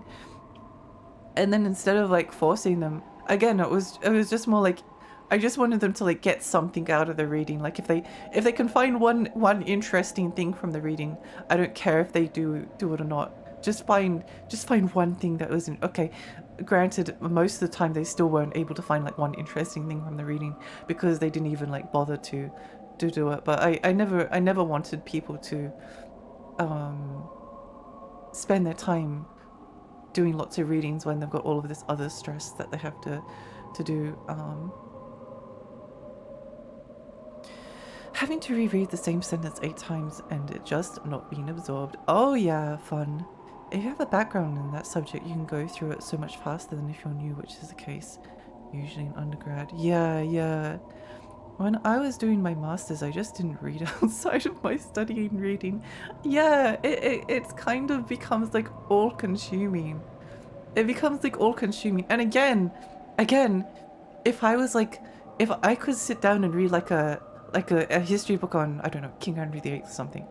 If I could sit down and read a history book on King Henry VIII, and I could get through it in like a reasonable amount of time, and I could remember the stuff that was in the book, then it would be so worth it. It would be so worth doing it. And I know that people do that because I know that a lot of my professors would be like talking about a book that they read literally like 20 years ago, and they would be able to talk about the argument in depth,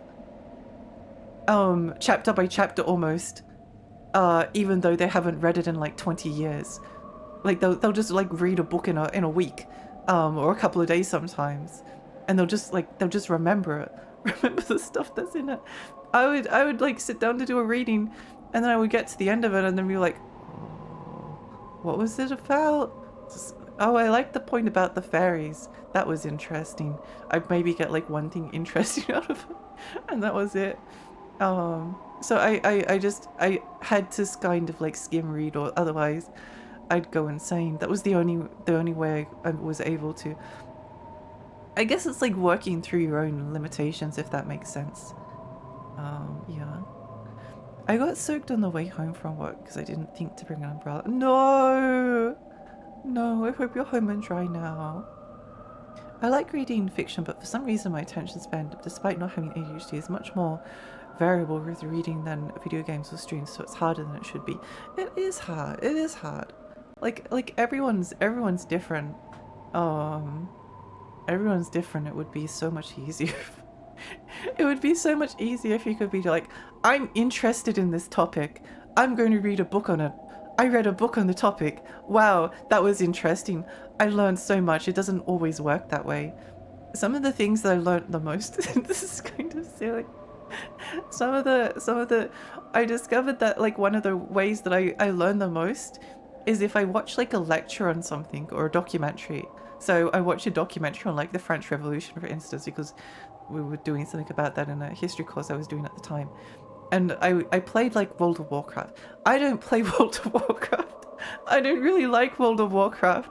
But I just ran around like the starting leveling zones and did quests while I was listening to the documentary. And I can still remember the documentary to this day.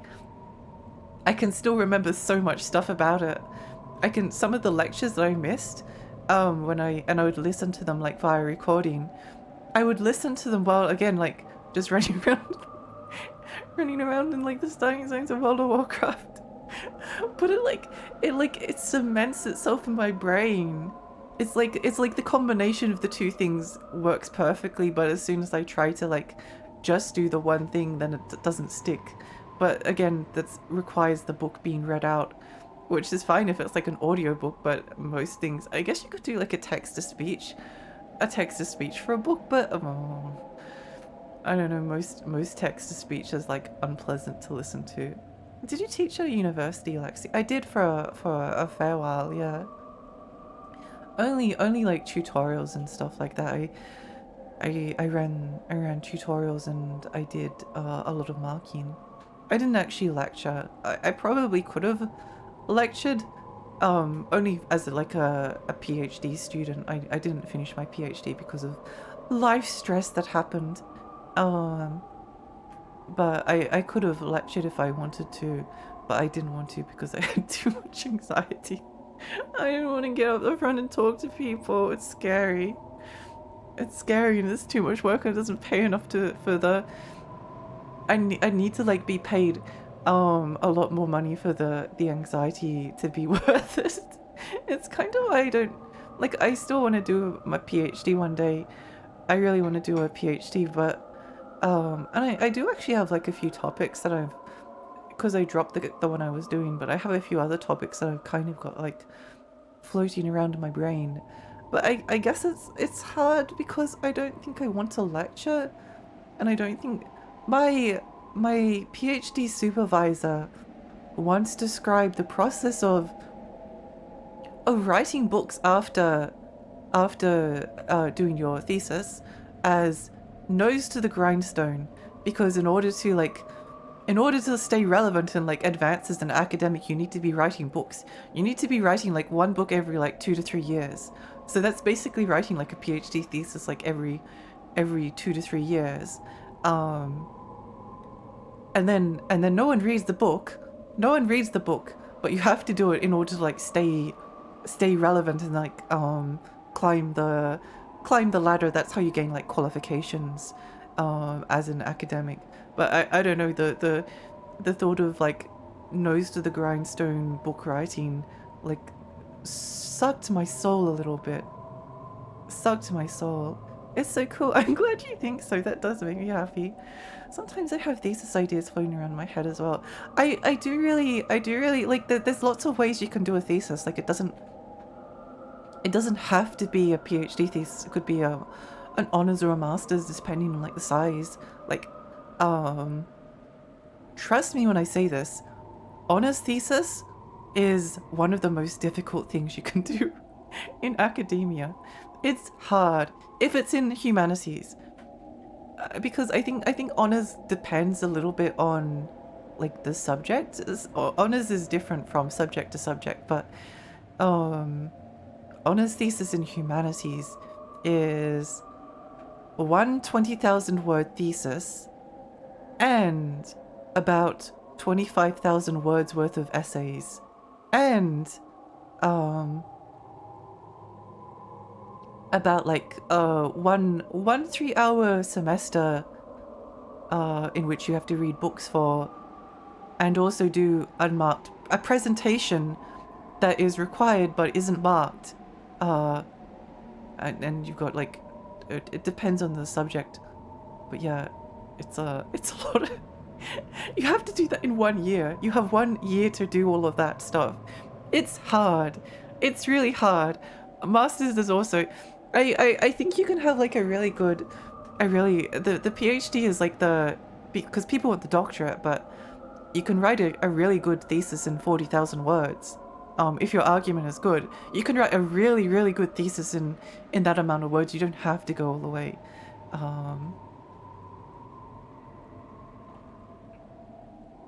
Academia sounds insane these days. It really does. One of the academics I kind of like, because I was forced to read his book at one point for my honors, was Norbert Elias, who wrote The Civilizing Process. But it always bothered me because he wrote The Civilizing Process over like 10 to 12 years, and that was kind of like his PhD thesis and kind of like his magnum opus. That was like the thing he was known for. By the way, Civilizing Process is kind of like a bit of a flawed book in a lot of ways, but it has some interesting ideas. It has a lot to do with like manners and etiquette, and proposes like that's why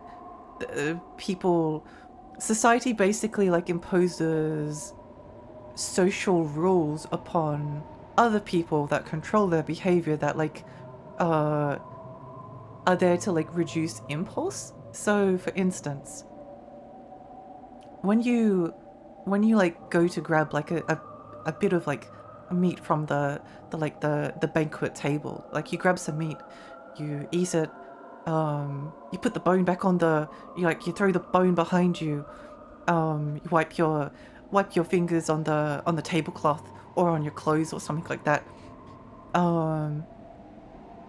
Manners and etiquette starts to get introduced, which sounds like, oh, you don't just like grab the meat and throw the bone like wherever you like. You put the bone back in the bone plate or something like that.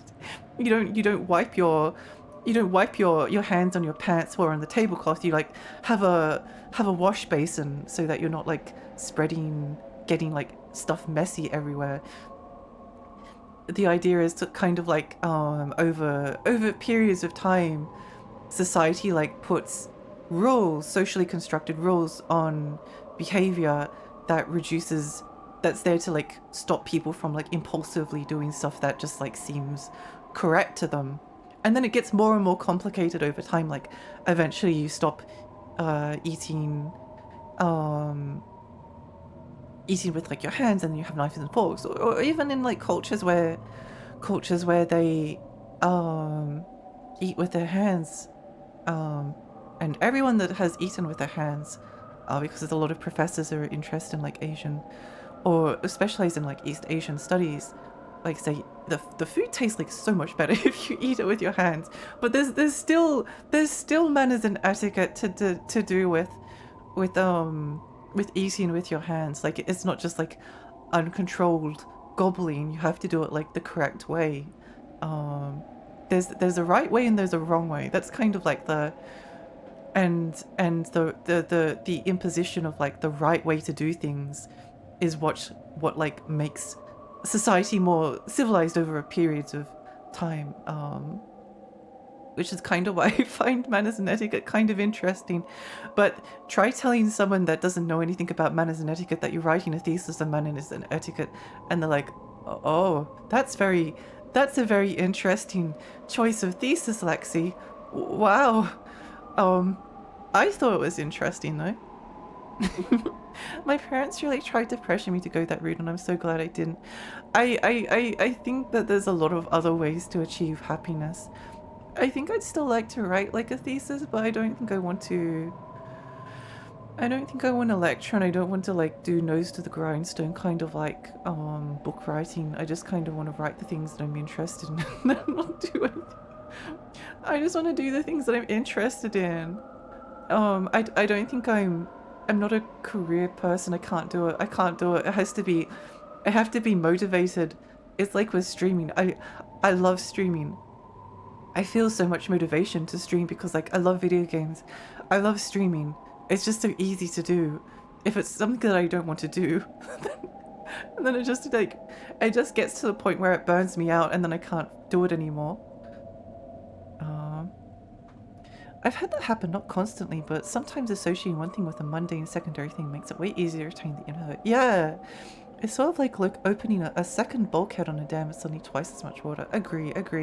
Oh, I need to reinstall Path of Exile too, because I was using that as my documentary watching game. It was working quite well. It's a little bit difficult. It's a little bit difficult. I guess a gacha game could work as well, but I don't know. Gacha games tend to have like so much story. Like if you're just doing dailies, it's fine. But if it's like if you have to get through the narrative, then it's yeah, no, that doesn't work. It has to be something that's mindless. That's why World of Warcraft worked, because like none of the quests mattered and none of the story mattered. You're just kind of like going along doing whatever the things that it said. Yeah, I'm always impressed how smart Lexi is. That fairy is so cool. I'm glad you think so. I don't always feel very smart, but I guess this is my only flex. I have a bachelor's degree, I have a diploma, I have a bachelor of arts, I have a diploma of arts, and I have 2 honors degrees. I have 2 honors degrees in arts, which is about like 100,000 words of writing over the course of a year. Although the first honors degree literally nearly killed me, so I don't know if I don't know how cool that makes me feel.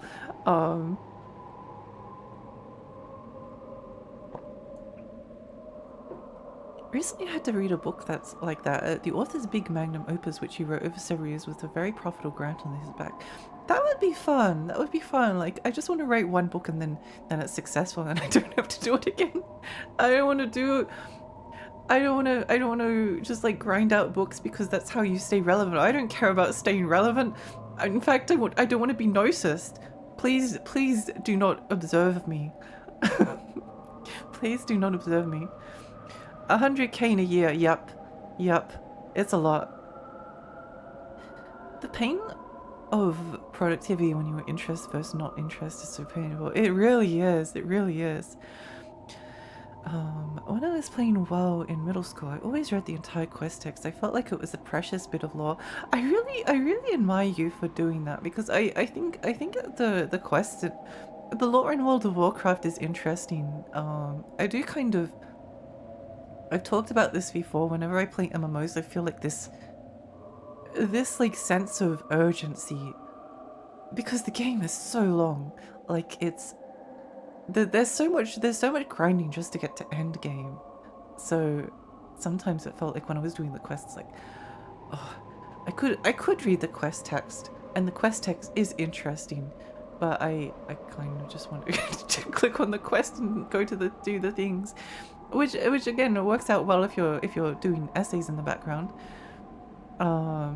Even if it was just go here and say those words. I do always like the reasons why they get you to do those quests. I think it's really I think if you ever play like Monster Hunter and then read the quest text, it really does make the game feel very different. You did double honors? I thought that's not possible. Well, I did a Bachelor of Arts, and then I got my honors degree, and then I did a Diploma of Arts because I was interested in something different. And then one of the professors was like, "Hey, Lexi, you're doing really well in your studies. Would you like to do an honors degree?" And I was like, yeah, sure." So I did. So I did. I did too. I could have spent like that time doing like doing a PhD or something good and relevant. But no, I did 2 honors degrees. But I feel like an advantage that I got from that, because especially like after that first like Bachelor of Arts, like once I was doing stuff at like an honors level and then going back to kind of like undergrad stuff, I basically got extremely high grades on basically everything. And I was pursuing, well, I didn't, not necessarily, I didn't get it on everything. There's so much learning that you have to do. Like, essay writing is hard because it's about the argument, it's not about your research, it's about the argument that you're making. Sometimes the research was really good, but the argument wasn't there, and it took me like a while to figure out like how they wanted me to make the argument, because I just wanted to do things my way. But eventually I got there. But I ended up like doing so many different topics. Even in my honors, I was like, they were like, when you were doing the essays, like, oh, try to like keep it like related, like stuff that might like enhance your thesis. I kind of did that, but I kind of also just did whatever I thought was interesting. I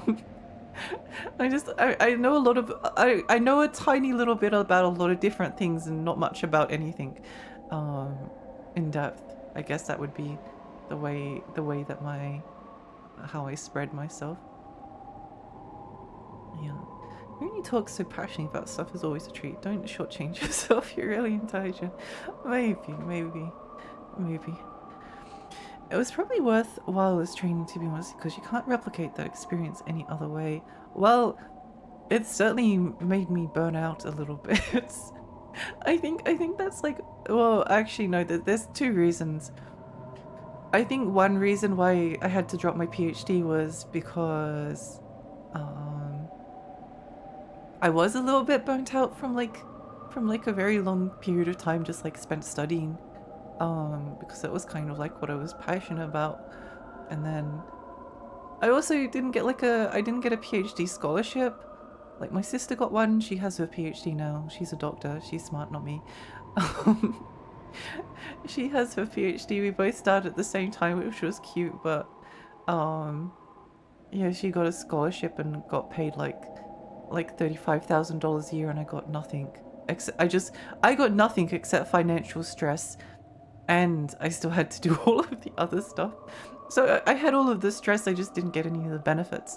And then a bunch of like life stuff happened at the same time as I was doing it, which basically required me to like take an interruption, then take another interruption, then it was like medical leave, and eventually it just got to a point where I was just like, I was talking to someone at the university and she was like, don't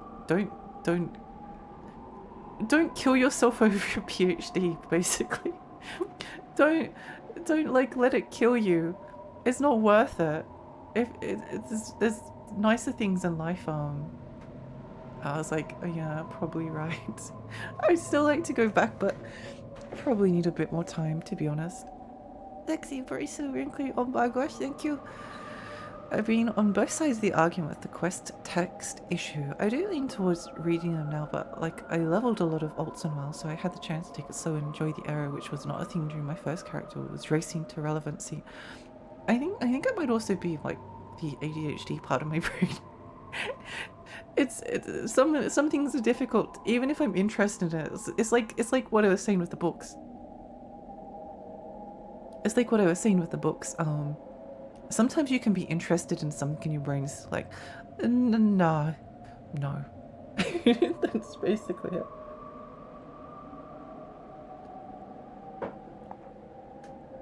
Crazy impressive, honestly. Tiny fairies crack. Yay!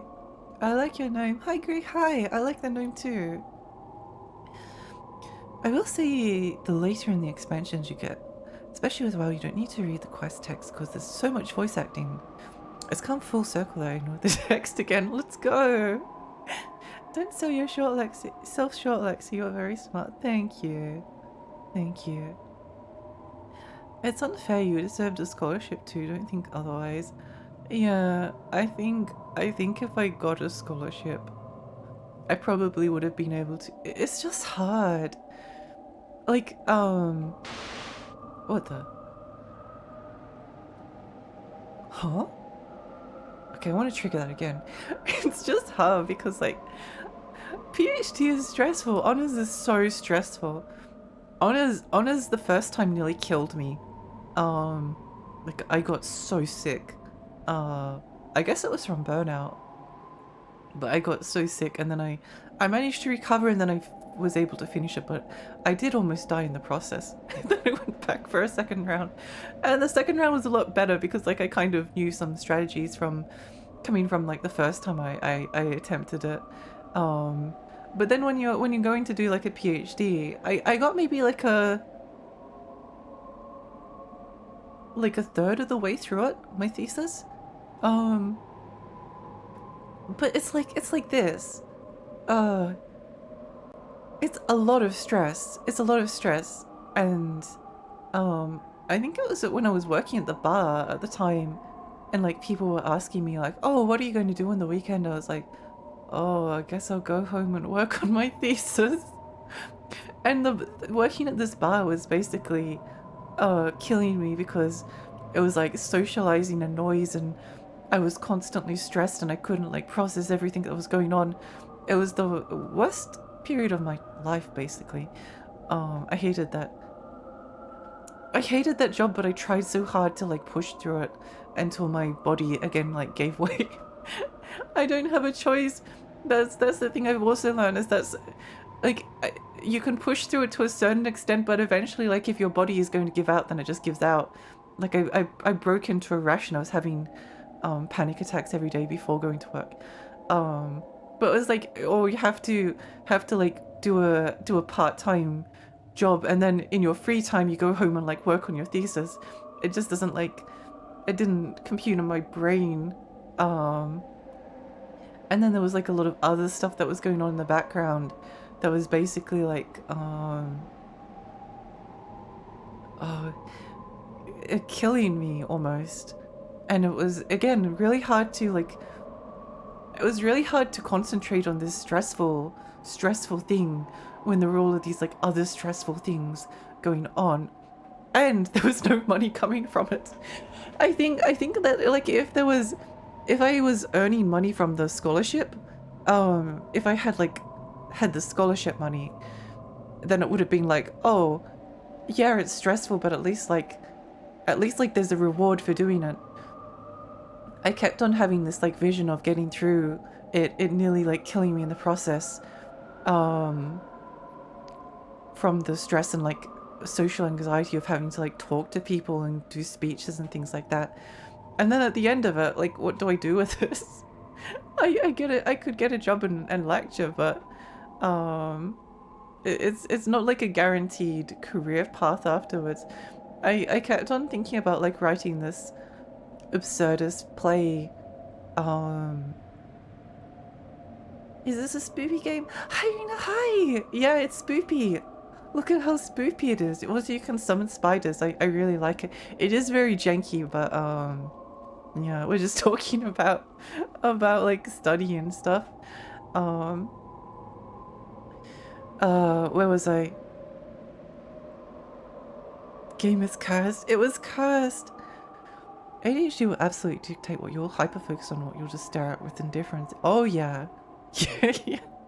Poor Lexi. It was hard. It was hard. I kept on thinking about writing this play because absurdism and absurdist plays like have a have a lot of like existential philosophy at their core. And I remember reading this like so in Australia, and I think a lot of countries are similar now. If you're unemployed, you go in what's called job seeker, and unless you like disabled in some way, and even then, and even then, but for most people, you get entered into a job agency, and you have to do 20 job searches a month, and then at the end of it, basically like a year period, if you haven't found work, you get entered into like some kind of work for the dole system, where you're basically working however many hours for the job seeker payment, which isn't very much. But instead of doing job searches, they just like find you a position. It could be at like a secondhand charity shop. It could be at like working on a road crew. But I remember reading the story about this person who did their like year of job searching, couldn't find a job at the end of it, and then they were sent to work at a post office, and basically the only thing the post office could figure out for them to do was like sort string into piles. So I thought about this, I still might write this at some point, this like absurdist play idea where three PhD graduates, all with extremely like diverse and very niche thesis topics. I was thinking one of them should be about like medieval spoons, because I know that a historian has written a lot about spoons and cutlery, and I need to read that book as research. I probably shouldn't call him out. He's quite successful. But like finding like some niche like topics in different things, and then there's just like 3 PhD professors sorting string in a post office, and then kind of like the existential like villain is kind of like the careers person from Centrelink, but it would have kind of like more of like a disturbing, if you've seen Waiting for Godot, there's this like the plot of Waiting for Godot is that they're waiting for this person named Godot to arrive. Basically, it's 2 men. It's a yaoi play, which old man yaoi play. BL, good play. Please go read Samuel Beckett. But at the end of like the first day, the sun goes down, and there's this like very chilling like ambience, and then you break for Act 2, and then you come back, and it's just like the same thing again. there's this sense of existential dread and hopelessness within the absurdity.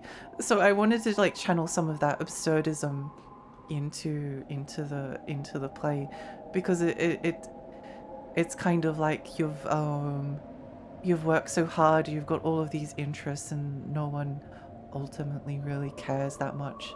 Like, you wrote your thesis on the evolution of manners and etiquette in England or something, but who really cares? Like, no one's reading your book. No one's reading a book. You did it for yourself, so now you can go sort string in the post office, because no one else wants to hire you because you've got a PhD in medieval soup spoons. The man sorts strings with his giant yo hands. Yeah, something like that. Yeah, that sounds rough. I hope things are better for you. Somewhat better. I'm not doing my PhD now, so I don't have that stress. I love streaming. Those are the good things that are happening. Honors nearly killed me. Also, Lexi does it again. Yeah, I don't know what I was thinking. I think I wanted revenge, to be honest. I think I wanted revenge. Also, I had an idea for my second honors thesis that I was more excited about than the first, but I did kind of want to avenge myself and like prove that I could do it, and I did do it. I was very proud of myself. Stay hydrated, thank you. Oh, stretch.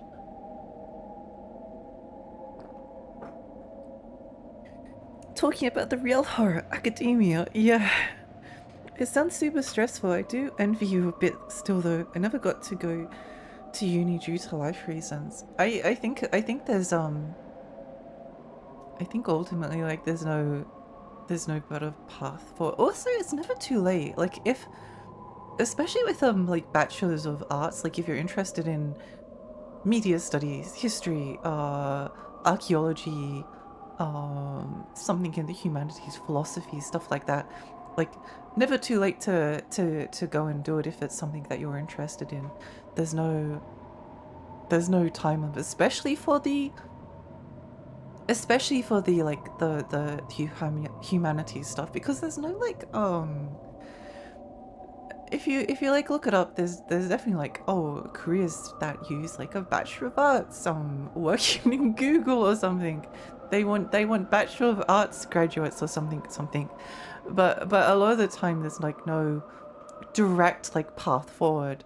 Like when I talk to people at the job agencies, because at the time I was really like excited to work, and they were like, oh, what degree do you have? It's like, oh, I've got a Bachelor of Arts with honors. And I'm like, oh, okay, maybe you could work at McDonald's. Maybe you could work at like a fast. Have you thought about working at Nando's? Would you like to have a cheeky Nando's? How about working at a bar? It's like what you get offered, because that's all you're good for. And I think that there is some existential dread and horror in that idea, which is why my string sorting play is brilliant. Maybe I'll make all of my money from my existentialist absurdist comedy about PhD graduates sorting string.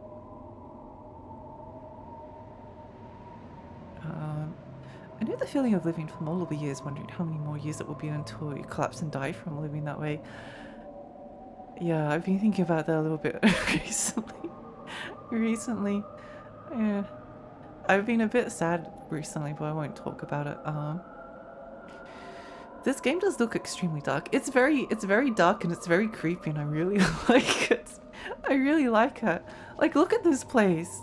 Look how pretty she is. Yeah, Job Seeker is dog shit. I know academia is in a pretty bad state the world over, but it feels especially bad here. It's no wonder we have such severe brain drain. Yeah, I think as well, like, a lot of people just don't really respect, like, people are impressed by it, but they're impressed by it, but they also don't really respect it, if you know what I mean. Like, oh, you're doing a PhD, oh, that's cool. What's it in? Oh, early modern manners and ethics. Oh, that's an interesting choice. How is that going to apply to a career? I remember having a friend like asking once, like, what was the point of doing history? Sorry, I'm kind of like struggling to. I am catching up with chat eventually, but I'm kind of just like rambling. She asked me like, well, what's the point of like doing history? Because like, what's at the end of it? Little did I know that there was a very smart question to be asking. I did think that there was like more of a. There are like paths that you can go down, but it's hard to like nail them, you know.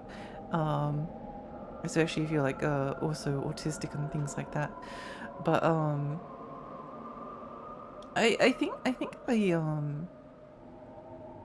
the purpose of like history, aside from it gives you like such a different understanding of the world. It gives you a really good framework of being able to like interpret things that are going on now. It gives you a lot of empathy for like different people and different perspectives, because like that's baked into history. In order to understand history, you have to abandon your modern mindset. You can't just like look at the past and be like, oh yes, those people were so barbaric. I can't believe they would do such a thing. I can't talk about this book directly because it's too disturbing, but it was basically it was a book about a certain incident that happened in like French history. I'll just tell you the name of the book.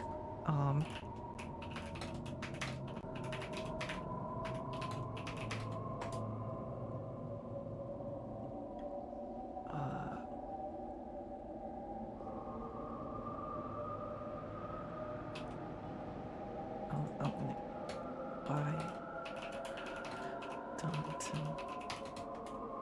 Okay, this book is called The Great Cat Massacre and Other Episodes in French Cultural History by Robert Darnton. And part of the book is about a horrible thing that happened, and the people who took place in the horrible thing found it hilarious. And the question that Darnton asked and then answered was, why did they think it was funny? What was funny about this horrible thing? Why were they laughing? And he was able to like his like thesis and interpretation of it was that it was like a form of workers protest against like kind of like the bourgeoisie and like the landowners of the time, and it was about like workers' discontent and a bunch of like different things. But like he talked about towards the end of the book about like you have to learn to get the joke or understand like the joke. Like you have to like leave your modern sensibilities behind to a certain extent, and like understand the joke from their perspective in order to actually like understand and analyze what's actually going on. Because if you don't get the joke, if you don't understand the joke, then it's just awful. It's just awful, and you can't draw any conclusions other than, and it's still awful. It's still awful. The joke isn't funny, but you have to like learn why they found it funny. And there's just like a lot of it's kind of like the same. This, you have to like learn why did the people believe in fairies? Why was a belief in fairies important to them? Why are people religious? Why is it important to them? You can't just go like, well, science is science says that it's swamp gas with the psychoactive properties or something like that. Like you have to understand the perspective of the people at the time, in order to like do a proper like cultural or social history. There's another, I won't read it. I don't recommend. It's not as disturbing. Well, I don't know. It's a good history book, but yeah, I wouldn't. What was the? Oh yeah, why did early modern mothers? There's a lot of questions in history about love and maternal love and familiar love, and like where did the modern conception of like romance and familiar love come in? And there's been a lot of like different theories proposed that like due to times being like so difficult, that it was difficult for families to have an attachment to their children in the same way that we understand it nowadays, because lives could be so short. But there was a really interesting study done where they were looking at babies that were left at orphanages or churches in early modern England, and what they noticed was that these mothers that were abandoning the babies always left some kind of a trinket. Like they'd leave a hair clip or a flower or a piece of cloth or just something that they had, like a shoe. It could be anything.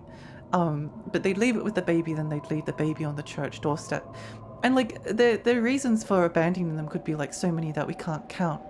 But what this historian like proposed was that the fact that they were leaving trinkets was direct evidence that the mothers were in a place where they couldn't recognize that they couldn't take care of their children, but they didn't want them to be like left behind and forgotten. They didn't want them to forget that they were there, that they came from like there's like a sense of love, because like if the child has the trinket, then one day maybe they can find their mother. Like that didn't often happen, or it might not have ever happened, but like that was the theory proposed behind it. So again, you kind of got to like learn to understand the way people are thinking, not just and so that's why history is important. It's not even like psychology, it's just like learning to empathize and understand people in the past. I wonder if I can stock this book at work. I'm sure people will love it. It's an interesting book. It's an interesting book. It's awful. It's an awful instance, but it's not written about in a way that's traumatizing. It just sounds bad. But aren't fairies real? Fairies are real. Fairies are real. I love how the background noise of the game makes it sound like Lexi's standing in the middle of a tundra talking about the importance of history. Yeah, it is kind of funny. It is kind of funny. In a story, the child would be left with a huge pearl that could sell for La Mula. Interesting. Yeah, it is interesting. It is interesting. Like there's history of emotion, there's history of culture, there's history of like society. There's like all of these like different ways of approaching. Like the stuff that you like get from the archive doesn't mean anything until you interpret it. But like this is particularly relevant because for a very long time historians didn't really care about the perspective of the past. Again, like going back to the witchcraft example, they would be much more concerned about like debunking the supernatural aspects of witchcraft, because they're coming at it from a very like enlightened, scientific, modern mindset, and history has always been a science. You're always approaching things from a scientific perspective, but there's also the approach that I always like to take was that you try to like understand the perspective of the people in the past and like why they were thinking the way that they were thinking, and not just, oh, look at these silly uneducated people believing that like fairies are real or something like that. Lexi seeing Australia's biggest indie history VTuber go corporate today and deciding to take the title for herself.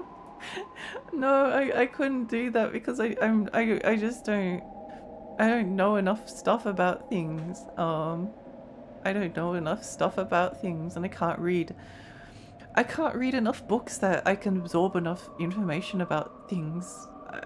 Yeah, which is hard but annoying. Hard and annoying. But it might not always be the case. Like I might be able to get some medications that will help my brain like be able to focus on something. That's something I'm really excited for. I really want to learn a language, and I could start now, but language learning is really frustrating to my brain because like I feel like I have to put in like 3 times as much effort as other people, and I still like go through these bits where I'm just like cycling through like a word and it just isn't sinking in, and I can't get it to sink in, and there's nothing I can do. It's the same reason why I couldn't be like an actor. Like I was really into theatre. And acting and plays and drama. Like I really like drama. I really like theatre, but I can't memorize lines. I can't memorize the lines.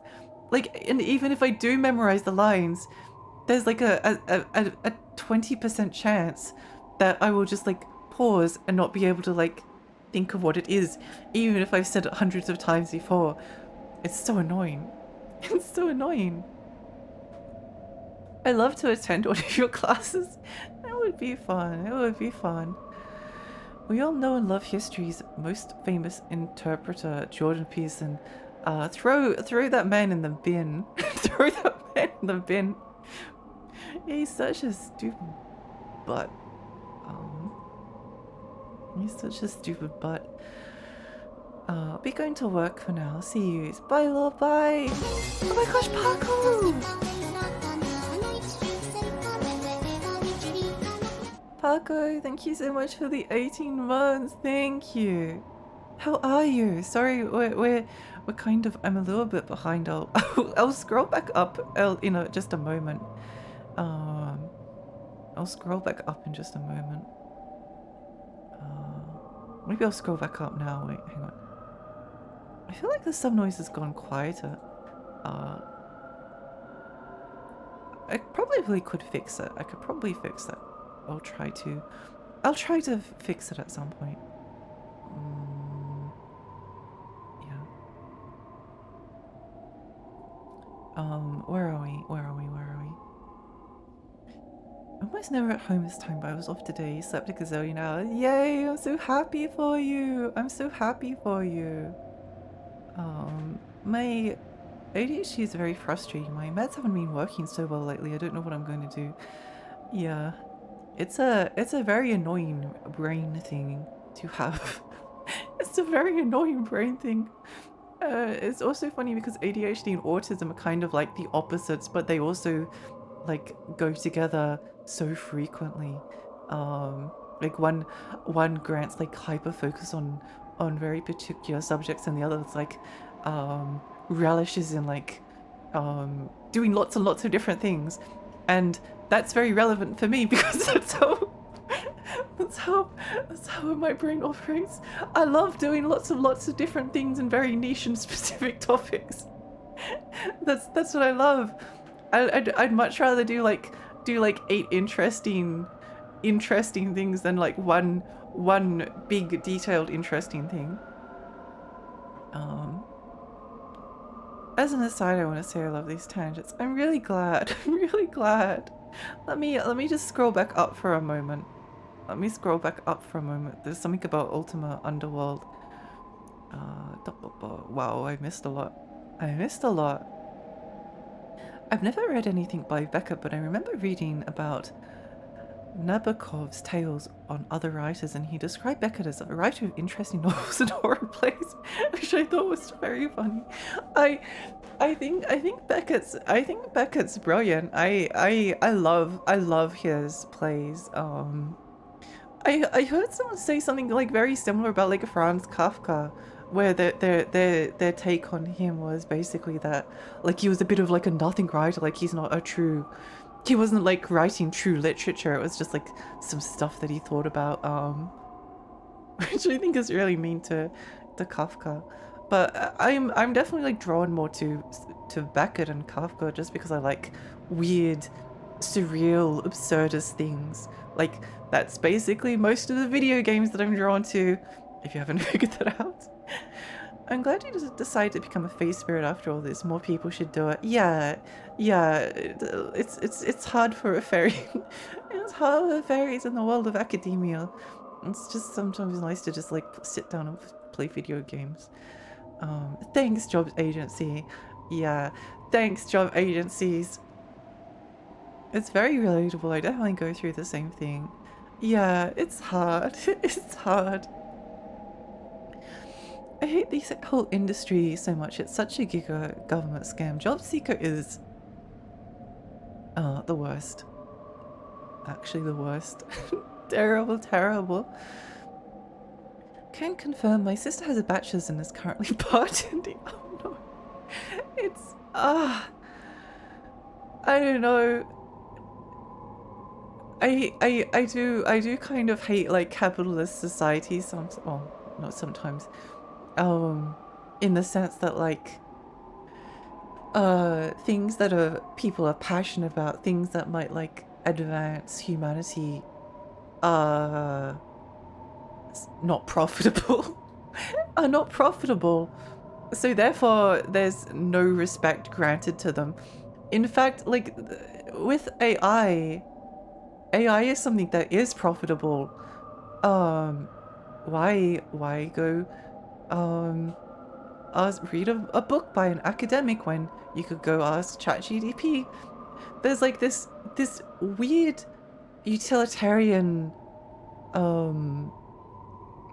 kind of like capitalist replacement that's like inherent to AI generated content, whether it's like images or written material, where like everyone's aware that it's like inferior to actual people, but maybe it would be more profitable for the actual people, instead of wasting their time doing the things, to just like have an answer from like ChatGPT that's like good enough.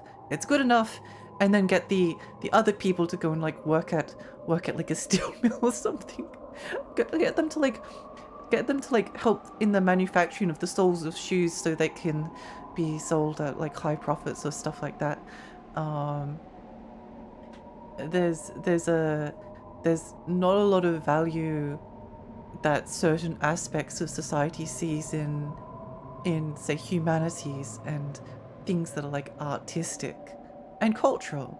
And so why not just go for something that's like again like good enough, and then like get them into thing. It's like how they always push people away from, this is in the case of Australia, they push people away from doing humanities subjects and into like STEM, because like that's something where you can actually like have like a lot of industries like form out of it.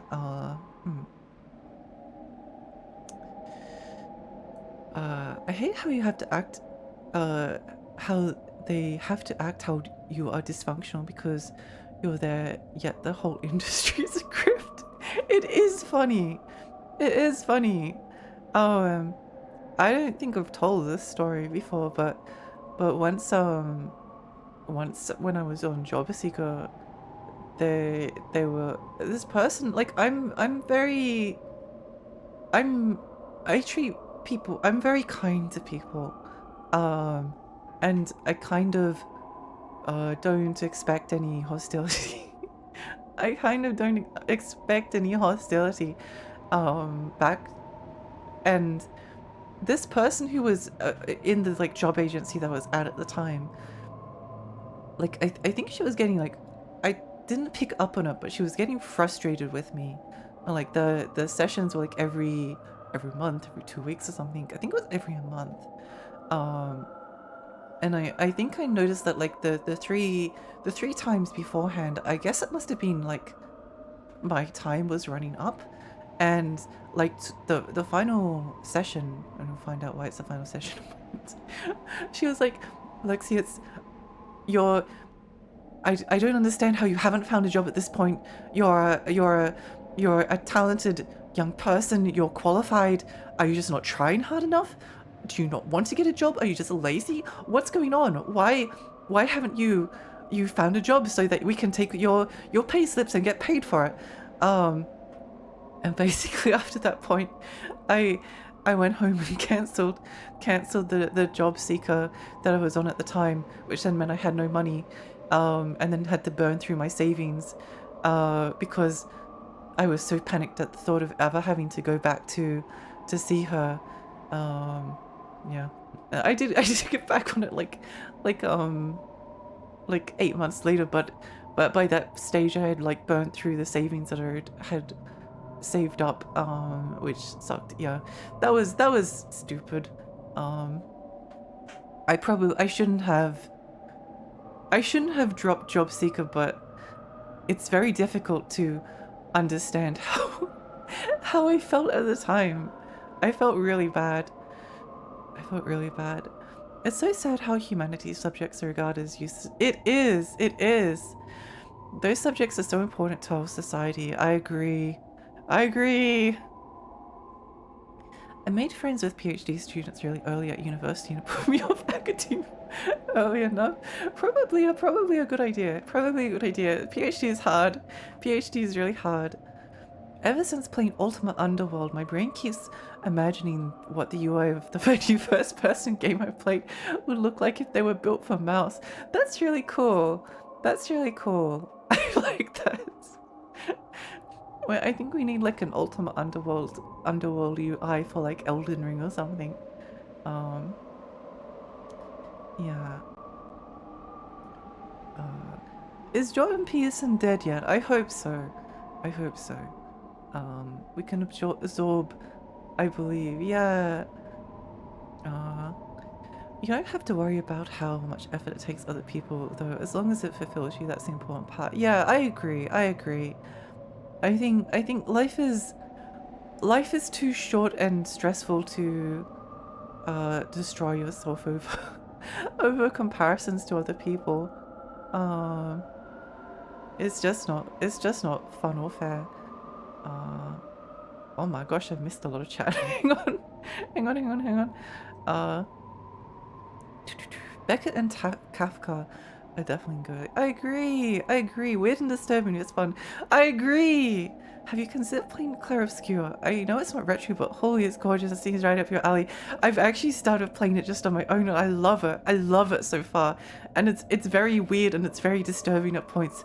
And I really like it. I also am playing it in French, because I think the French, if a game is made in a country, I usually want to listen to the voice acting from that country. Not always, but because it's such a French game and you don't get that very often, I think it's nice. It has French etiquette and weird disturbing things, but also beautiful. Yeah! Yes! It's a Lexi game.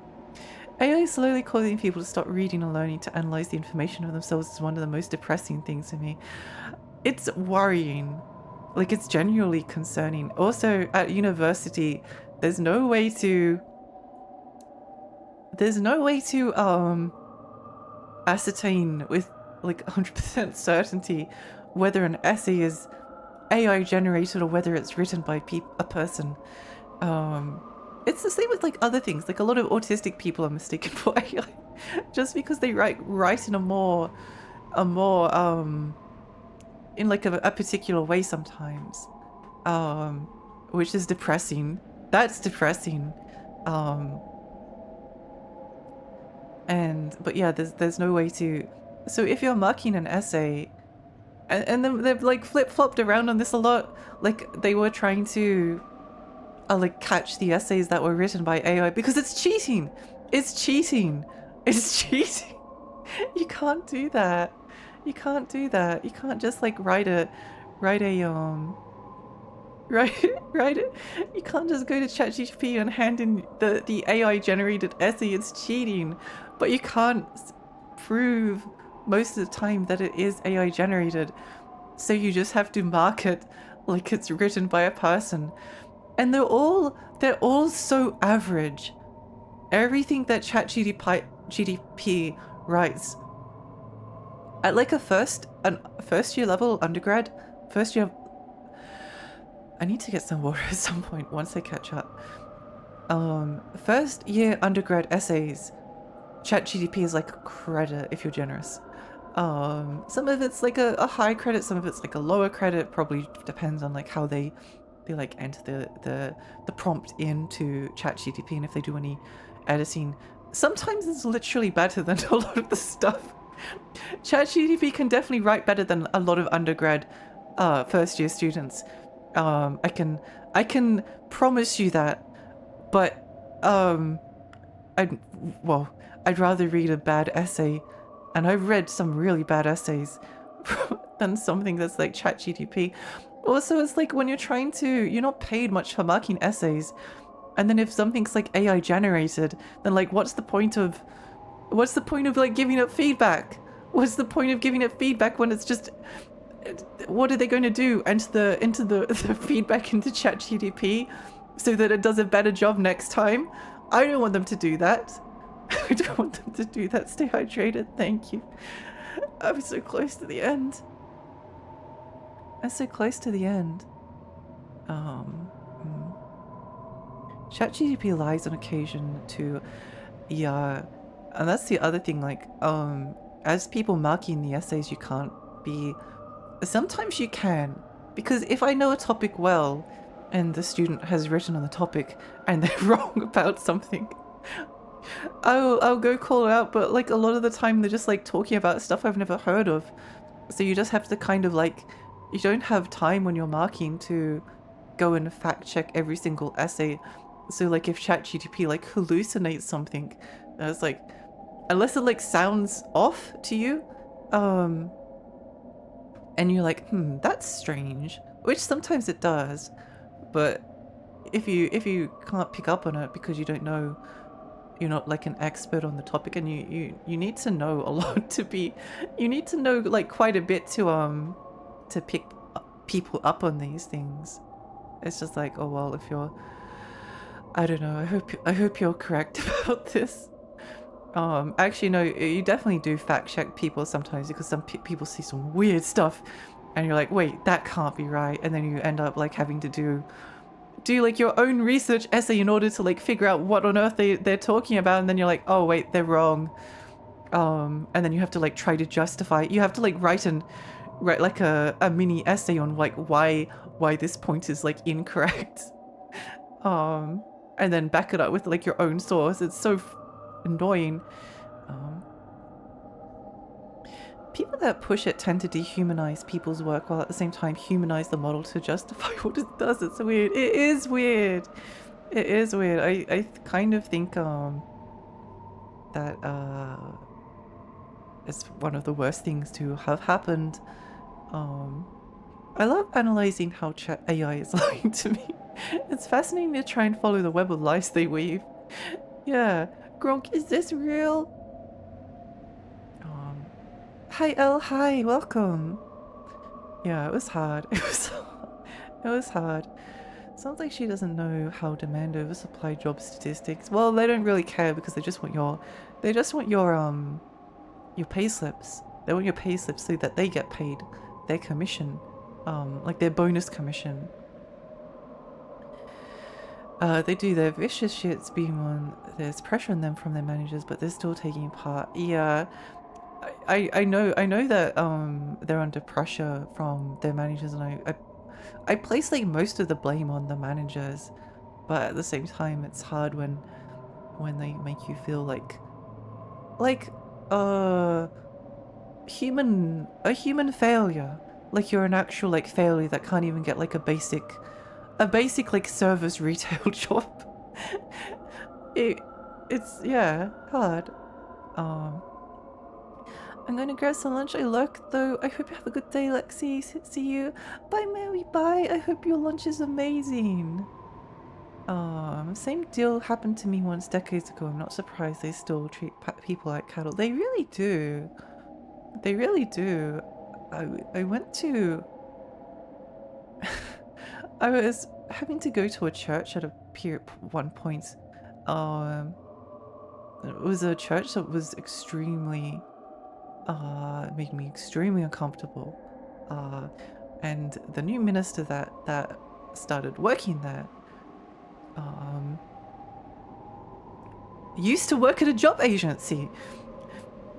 And one of the sermons that I was like pressured or forced in because I kind of felt like I had to come at the time, even though it was like physically painful for me,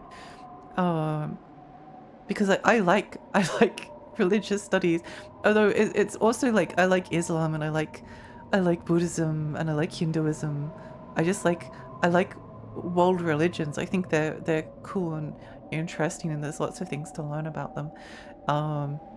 But this minister that worked at this job agency was like giving this sermon about like how they had all these like dole bludgers coming in, and like they'd be like, oh, you try so hard for them, but there's just no getting through to them.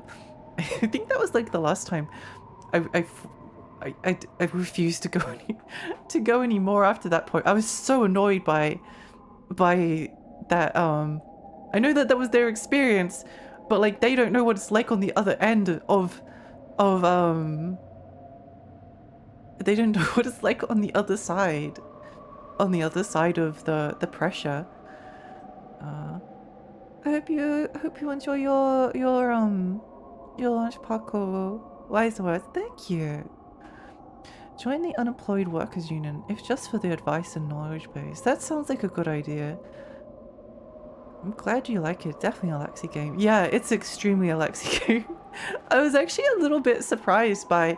I wasn't really looking forward to it until I saw like some of the anime designs. I was like, ooh, this was made for me. I genuinely fucking hate AI. Me too. It's the worst thing to have ever happened. It's awful. It's awful.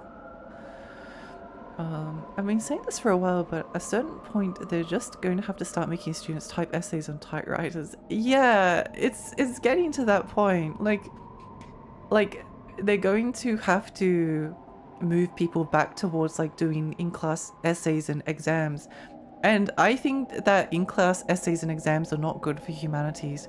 But what do you do? How else do you prove it? The only other thing that people have been able to think is that like allow them to like another thing that you could do is like raise the standard of the marking so that like the AI essays that are getting credits are going to fail or something like that. But that's the thing. Here's the thing. A lot of undergrad students, especially like first years, are worse than the AI generated essays.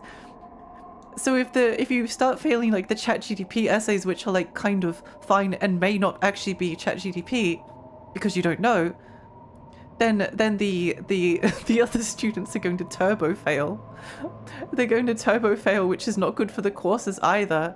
Like they don't want students like failing en masse, and it's not fair to them. It's not fair for stupid ChatGPT to like raise the standard beyond what people can like, because like it's a learning experience. You write a bad essay and then you get feedback on the essay and then you learn from it. Like you're not supposed to be able to get everything right in like first year. Some people get everything right in first year, but a lot of people don't. And that's fine. Like it's a learning experience. People are supposed to be learning. But if yeah, it's annoying. Anyway, I used to write all mine on paper in my programs because I think learn better that way. I think writing out by hand, it hurts my hand to write for too long. That's one of the reasons why I kind of hate essays and exams, is because like if I actually need like extra time because I just write so slowly. I write so slowly. It's really sad. I remember the first time I was homeschooled for a long time, and when I went to school and I did this history essay, and my teacher came up to me afterwards, and he was like, "Oh, Lexi, I was marking your exam," and I was like, "Wow, she's going to do really well. Like your answers were so well thought out and like nuanced and good." And then I got to like the end of the exam and it's just there's no writing on it. I nearly failed the exam because I physically can't write fast enough to get like, there was like 4 essays you had to write at the end, or like 4 essay length like questions, like mini essays, and I just ran out of time, couldn't do it. Also my hand like I have some double joints and things, it just hurts, pain, ow. So I needed to get like considerations like extra time and things, which is annoying as well. I want to say that I think low-key the worst and most nefarious unintended consequences AI. Whoa! The way it makes you second guess every product of human creativity. Oh my gosh! Yes, absolutely.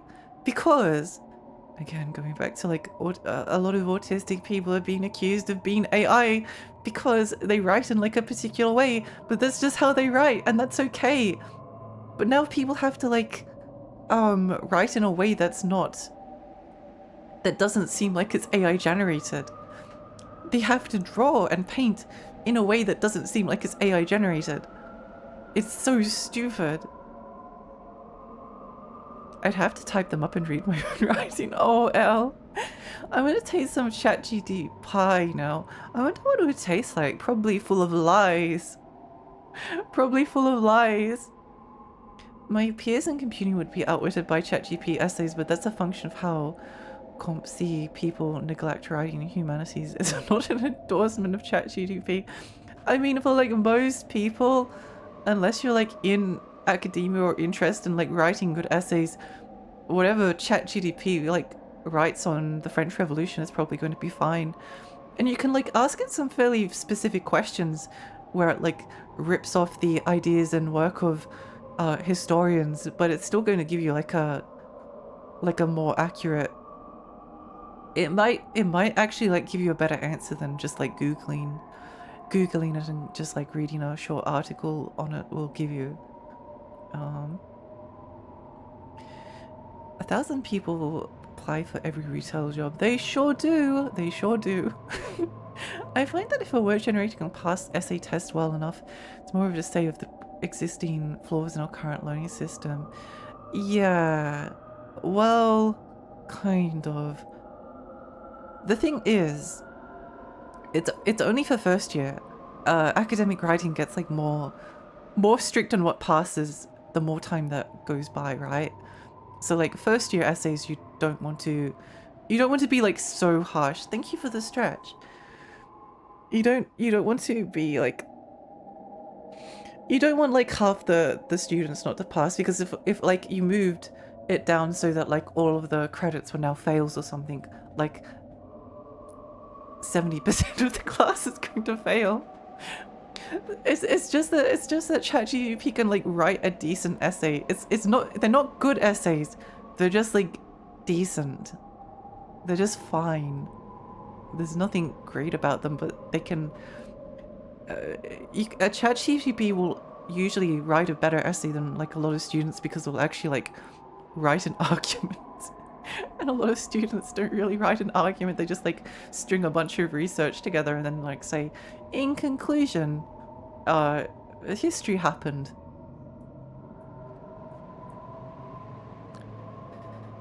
Pedagogy does need to change, but AI is basically designed around essay writing as proof of being good. Yeah. At my bookstore, I got around 2,000 resumes a year. I maybe hired 3 people. Oh, that's so depressing. Yeah. Don't blushes for Jesus. Yeah. Yeah. I won't talk about a stupid joke. I really dislike that place though. I don't care what a guy's experience was. There's reasons people can't work. So many people are disabled but still on job seeker because of how hard it is to get. Yeah, real. So many people have psychological barriers that people just don't care about. In-class exams are just bad just generally, particularly for students with anxiety. Exactly. I was talking to a student that was in law, and she said that in the previous semester they did change this. But in the previous semester, 100% of the marks for the course that semester, 100% of them was in the final exam that went for like 4 or 5 hours. People were like having mental breakdowns and crying in the middle of the exam hall because the pressure was so intense, because they made 100% of the marks reliant on that single exam. Even if the marks aren't like a single exam, it's still stressful. No one will pass.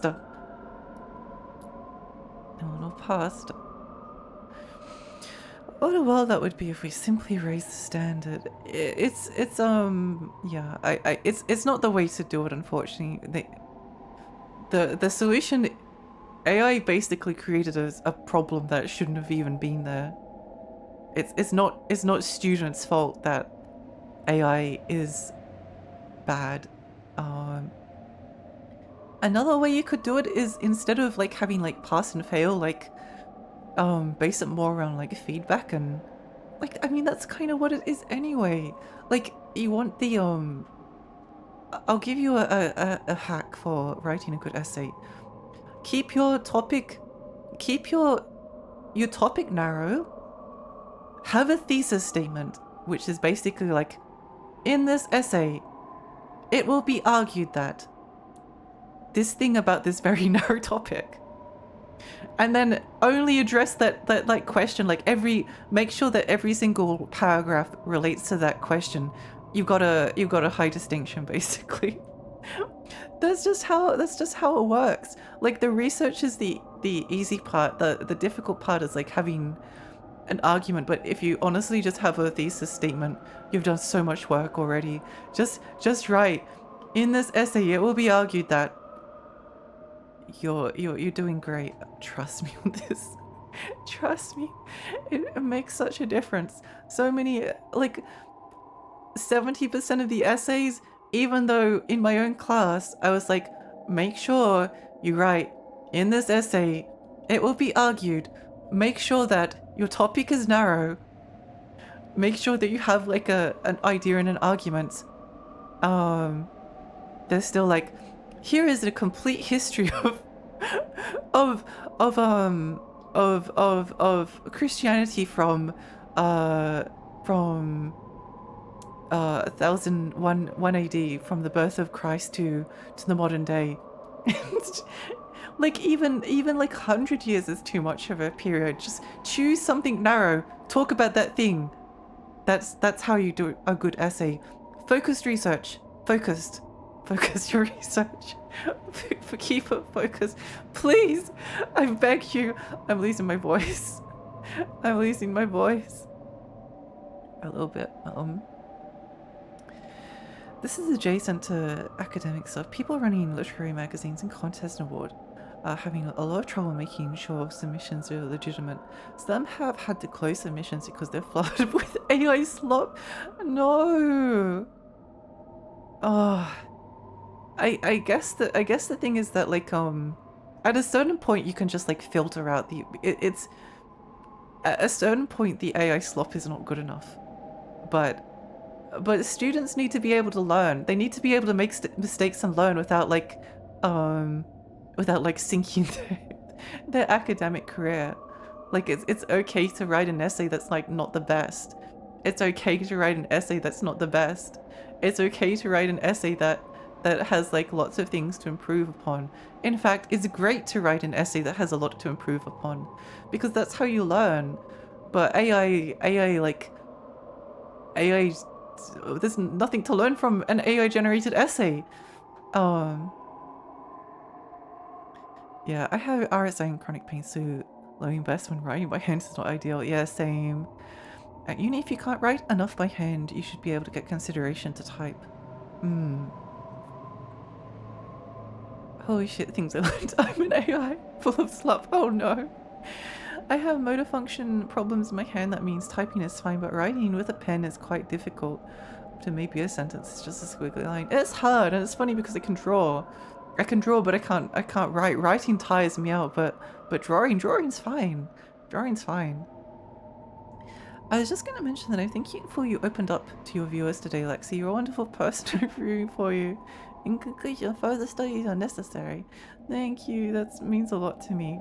It's always, I don't know. I don't tell most people about most things. I keep most things to myself. Mostly because I just like playing the video game. Like I'm usually too immersed in the video game to want to do anything else. But yeah. 4 or 5 hours would be horrible. QCS and HSC exams have had enough. It's insane. It was. University's always ruined without the AI nightmare scenario. Yeah. I will stick up for the humanities though. I will stick up for the humanities. I think that the people running the humanities are like motivated by a love of learning, because oh my gosh, it does not pay well.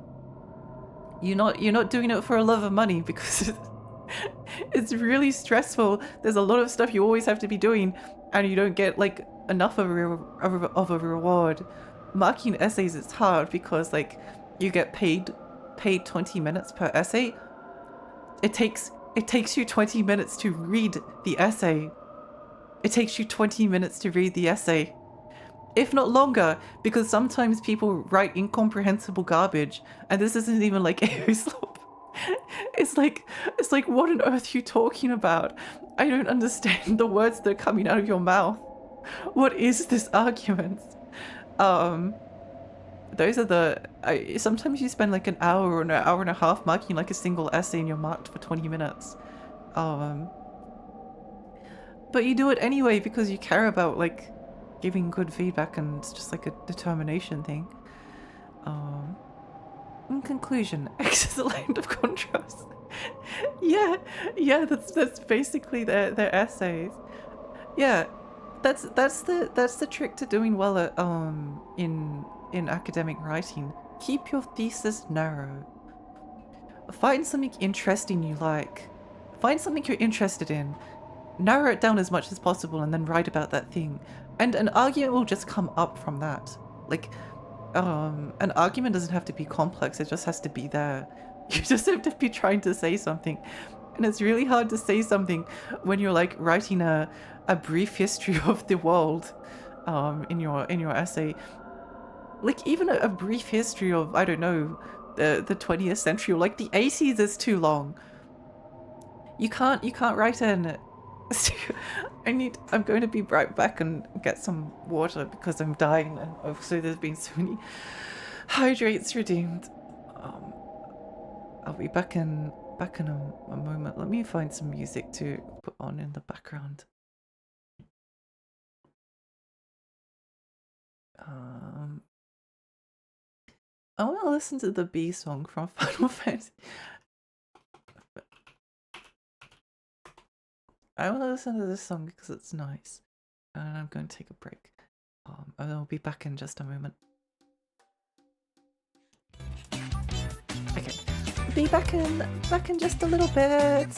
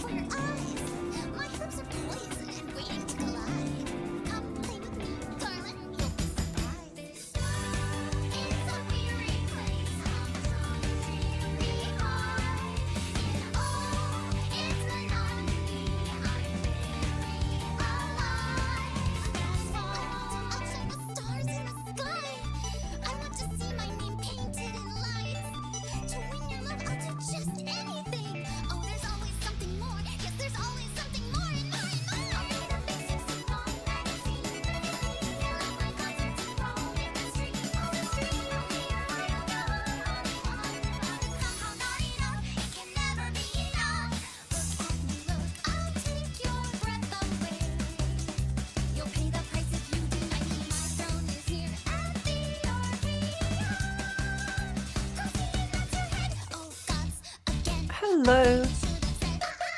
Yeah, it's a good song, isn't it? It's a good song. I would actually consider going and playing Final Fantasy 14 if like all of the songs were like this. I only found like one that was like this, but it's really cool. Welcome back, PC. Thank you. Thank you. I probably won't actually go on like that much longer. I know we didn't actually make that much progress. But I think I'm like I'm tired from talking a lot. Which is fine, it's fine. I should have studied humanities with com science. I do well humanities and arts is good if you care about like learning and how to be analytical and things like that. It's less good if you want like a guaranteed career at the end of it. And it doesn't necessarily lead anywhere, but it leads to a lot of personal growth. That's important. Do people seriously get all the way to university and know how to write a thesis statement? Don't they teach that in high school? They do, but people don't do it in high school either. People don't do it in high school. You should read like the essays that people like hand in like year 11 and 12. They're not good. They're worse. Actually, no, some of the first year essays are worse than like you get a lot of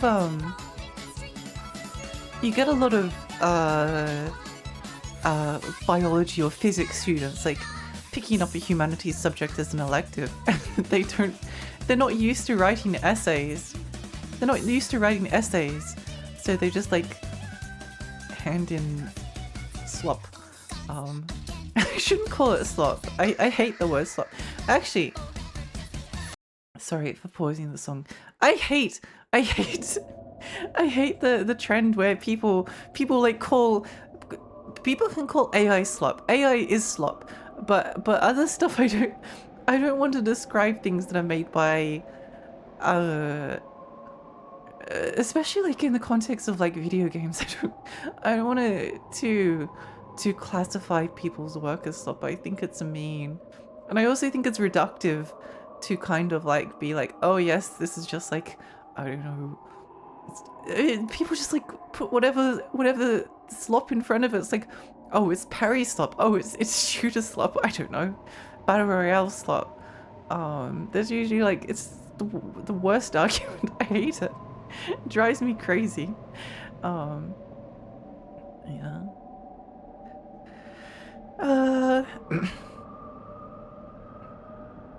It's funny imagining how your character is just standing in the nursery hometown, just dissociating here. Just dissociating. We just need to write better AI-generated essays. That's actually something like I worry about. It's like if you give like a bunch of feedback on an AI-generated essay, then aren't they just going to enter the information into ChatGPT, so then it's just like technically meets the criteria, even though it's still AI generated. They're not in it for the money, that's for sure. It is. I think that's the case, but it's like so brutal. I hate to see it. Humanities academics don't suffer the way they have. It's hard if you're not like a professor or associate professor. Oh my gosh, they really don't pay the other the like entry level, the lecturers much money at all. It's a lot of, you do it for a lot of passion. You do it because you're passionate. Lawrence, thank you so much for the follow. Thank you. Thank you. Not gonna lie, a lot of people forget a lot of stuff from high school the moment they can relax. High pressure environments like late high school where you're constantly trying to keep up and constantly overstressed are extremely rough on long-term memory. That would be something as well. I also, like, again, people are definitely like coming in from topics like the people who have had maybe like, I don't know, 2 years of history classes, picking up a history course are probably going to write like a pretty good essay, but the physics students maybe not, especially if you approach like writing an essay on history like you would write something in science. It just, you need a different methodology. Uni needs to reteach some things, and also not everyone at university goes to the same quality of education. Yeah. Honeybee Lovely lives rent-free in my head, and I haven't played Final Fantasy 14 for 5 years. I love where is it? I won't put it on. It's Sephiroth, the theme. I love the Sephiroth theme. I think that one's great. I was a year younger than my peers at university, but did stuff they didn't at school, so was way better on writing. And when I moved interstate, I had done stuff in Queensland math being year 10 that New South Wales hadn't done at all. Yeah, everyone's at a different spot. You literally can't. Also, you don't want to fail like all of the students for writing. They're hesitant to fail students because humanities subjects are already underfunded. You need to kind of like give people like a little bit of leeway, and also like who cares, like you don't really want people failing. That's not the point of it. It's not like if people write like a bad essay, it's a bad essay, but it's a bad essay because it needs improving. It's not a bad essay because it's like they deserve to fail. It's not about like passing and failing really. It's about like creating like a good argument and like contributing knowledge, like finding out what other people have written and then just like writing a little bit more. Like that's like the basic idea. Like you pick a history topic, you find out what like the other historians have written, and then you just like write a little bit more. You just like give a little bit of like your perspective, like some of your analysis. You read the primary sources and give your interpretation to them.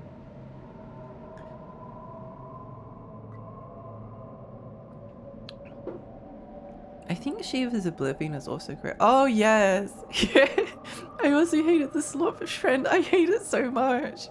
I hate it so much. And it's I don't know. I'm also like I'm a huge retro game fan, obviously. I love retro games. But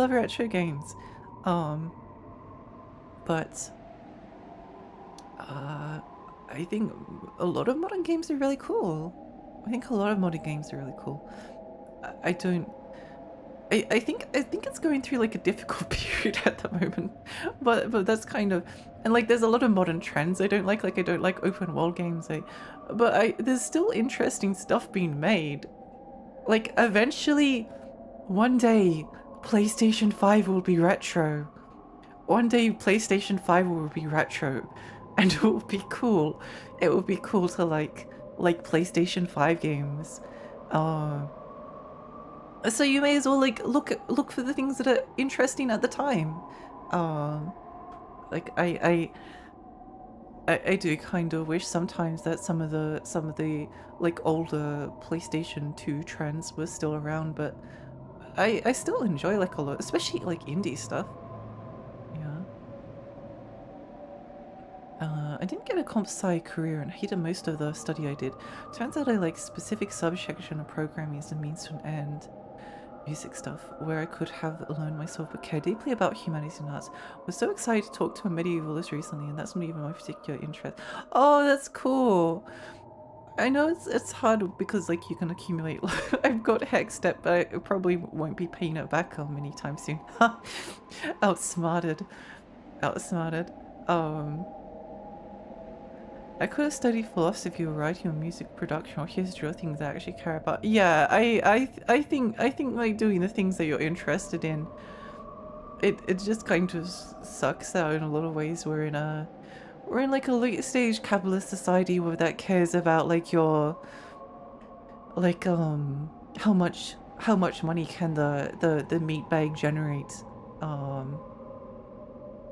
much money does the sack of pulsating meat and thought generate into the economy.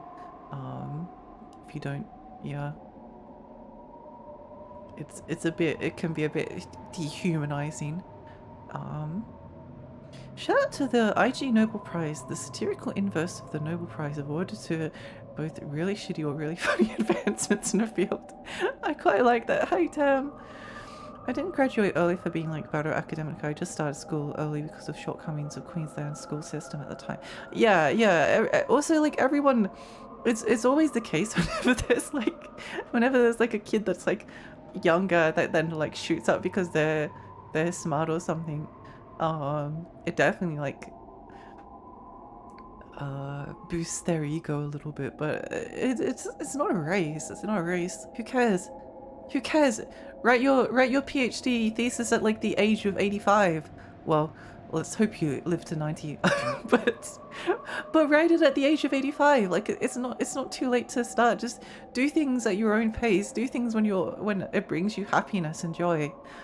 I only started learning how to draw like a couple of years ago. And I still have a long way to go, but I'm really happy and proud of myself. Oh, I'm getting so tired. Last year they posthumously awarded the Peace Prize to B.F. Skinner for his work in the study of pigeons as a possible missile guidance system. That's so funny, I love that. The pigeon missile is funny like the chicken nuclear mines. I'm having a similar moment with anime. People treat Gurren Lagann as a funny curiosity from the past. Yeah, I'm a big believer in treating how do I describe it? I like to give a lot of respect to creative visions. Take Kuon for instance. Kuon is a little bit janky. Some might even say it's not very good in some ways. Like the melee combo, very very slow. Sometimes it doesn't work. The hitbox is very weird. The spell combat, resources are weird. Sometimes you have too many cards, sometimes you don't have enough. The amount of damage they do is very inconsistent. Sometimes you use a summon card and it doesn't do anything. Like there's a lot of problems. However, I don't care because I think this game is so cool and there's so much like art and thought put into it, and I love the aesthetics and the atmosphere. I'd much rather something that's like janky and flawed. I don't care about the flaws. I don't care about the flaws. It's not important to me. It doesn't mean that they're not there. It doesn't mean that they're not there. It doesn't mean that, like, say the Metacritic score for Kuon is wrong, but I think it's wonderful.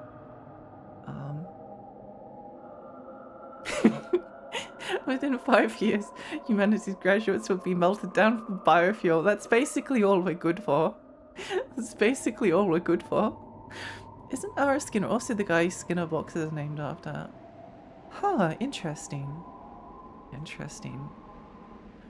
I think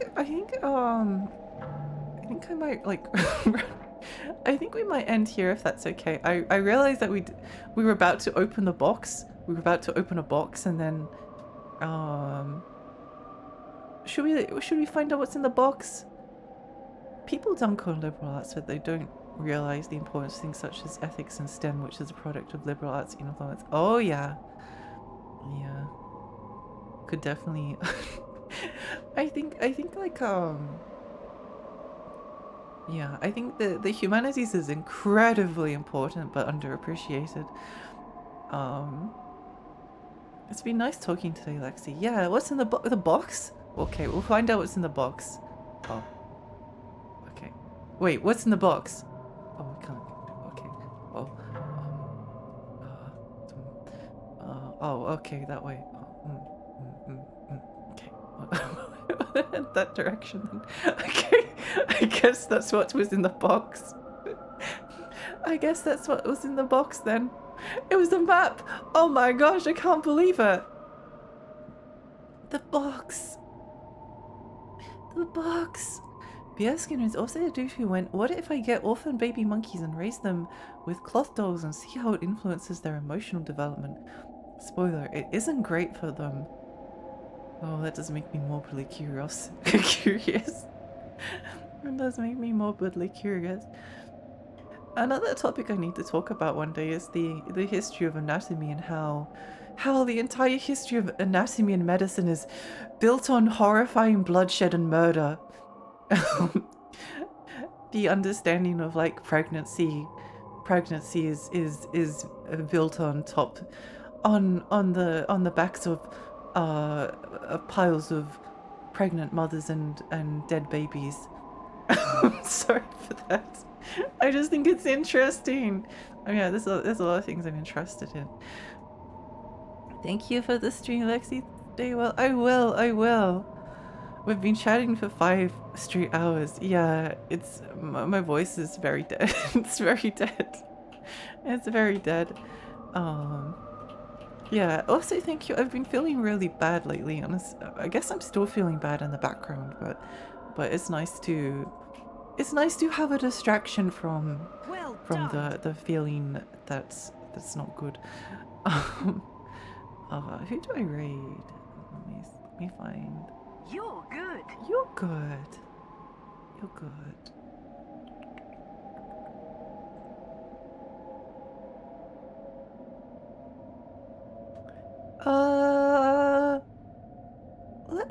Let's raid red because I don't have to explain what this game is then. Because she was in here earlier. That's my strategy sometimes. So just raid the person. Raid the person that knows what the game is, so then I don't have to spend like lots of time talking, explaining what Kuon is.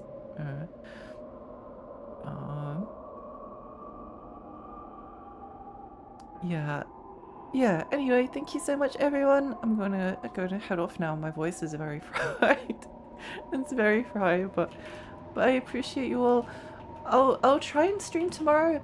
It's a possibility I might not, because sometimes my voice doesn't recover in time. Sometimes it doesn't recover in time. Sometimes it doesn't recover in time, but we do our best. I'll do my best, and hopefully next time we actually make some progress in the video game. Okay, bye everyone. Bye.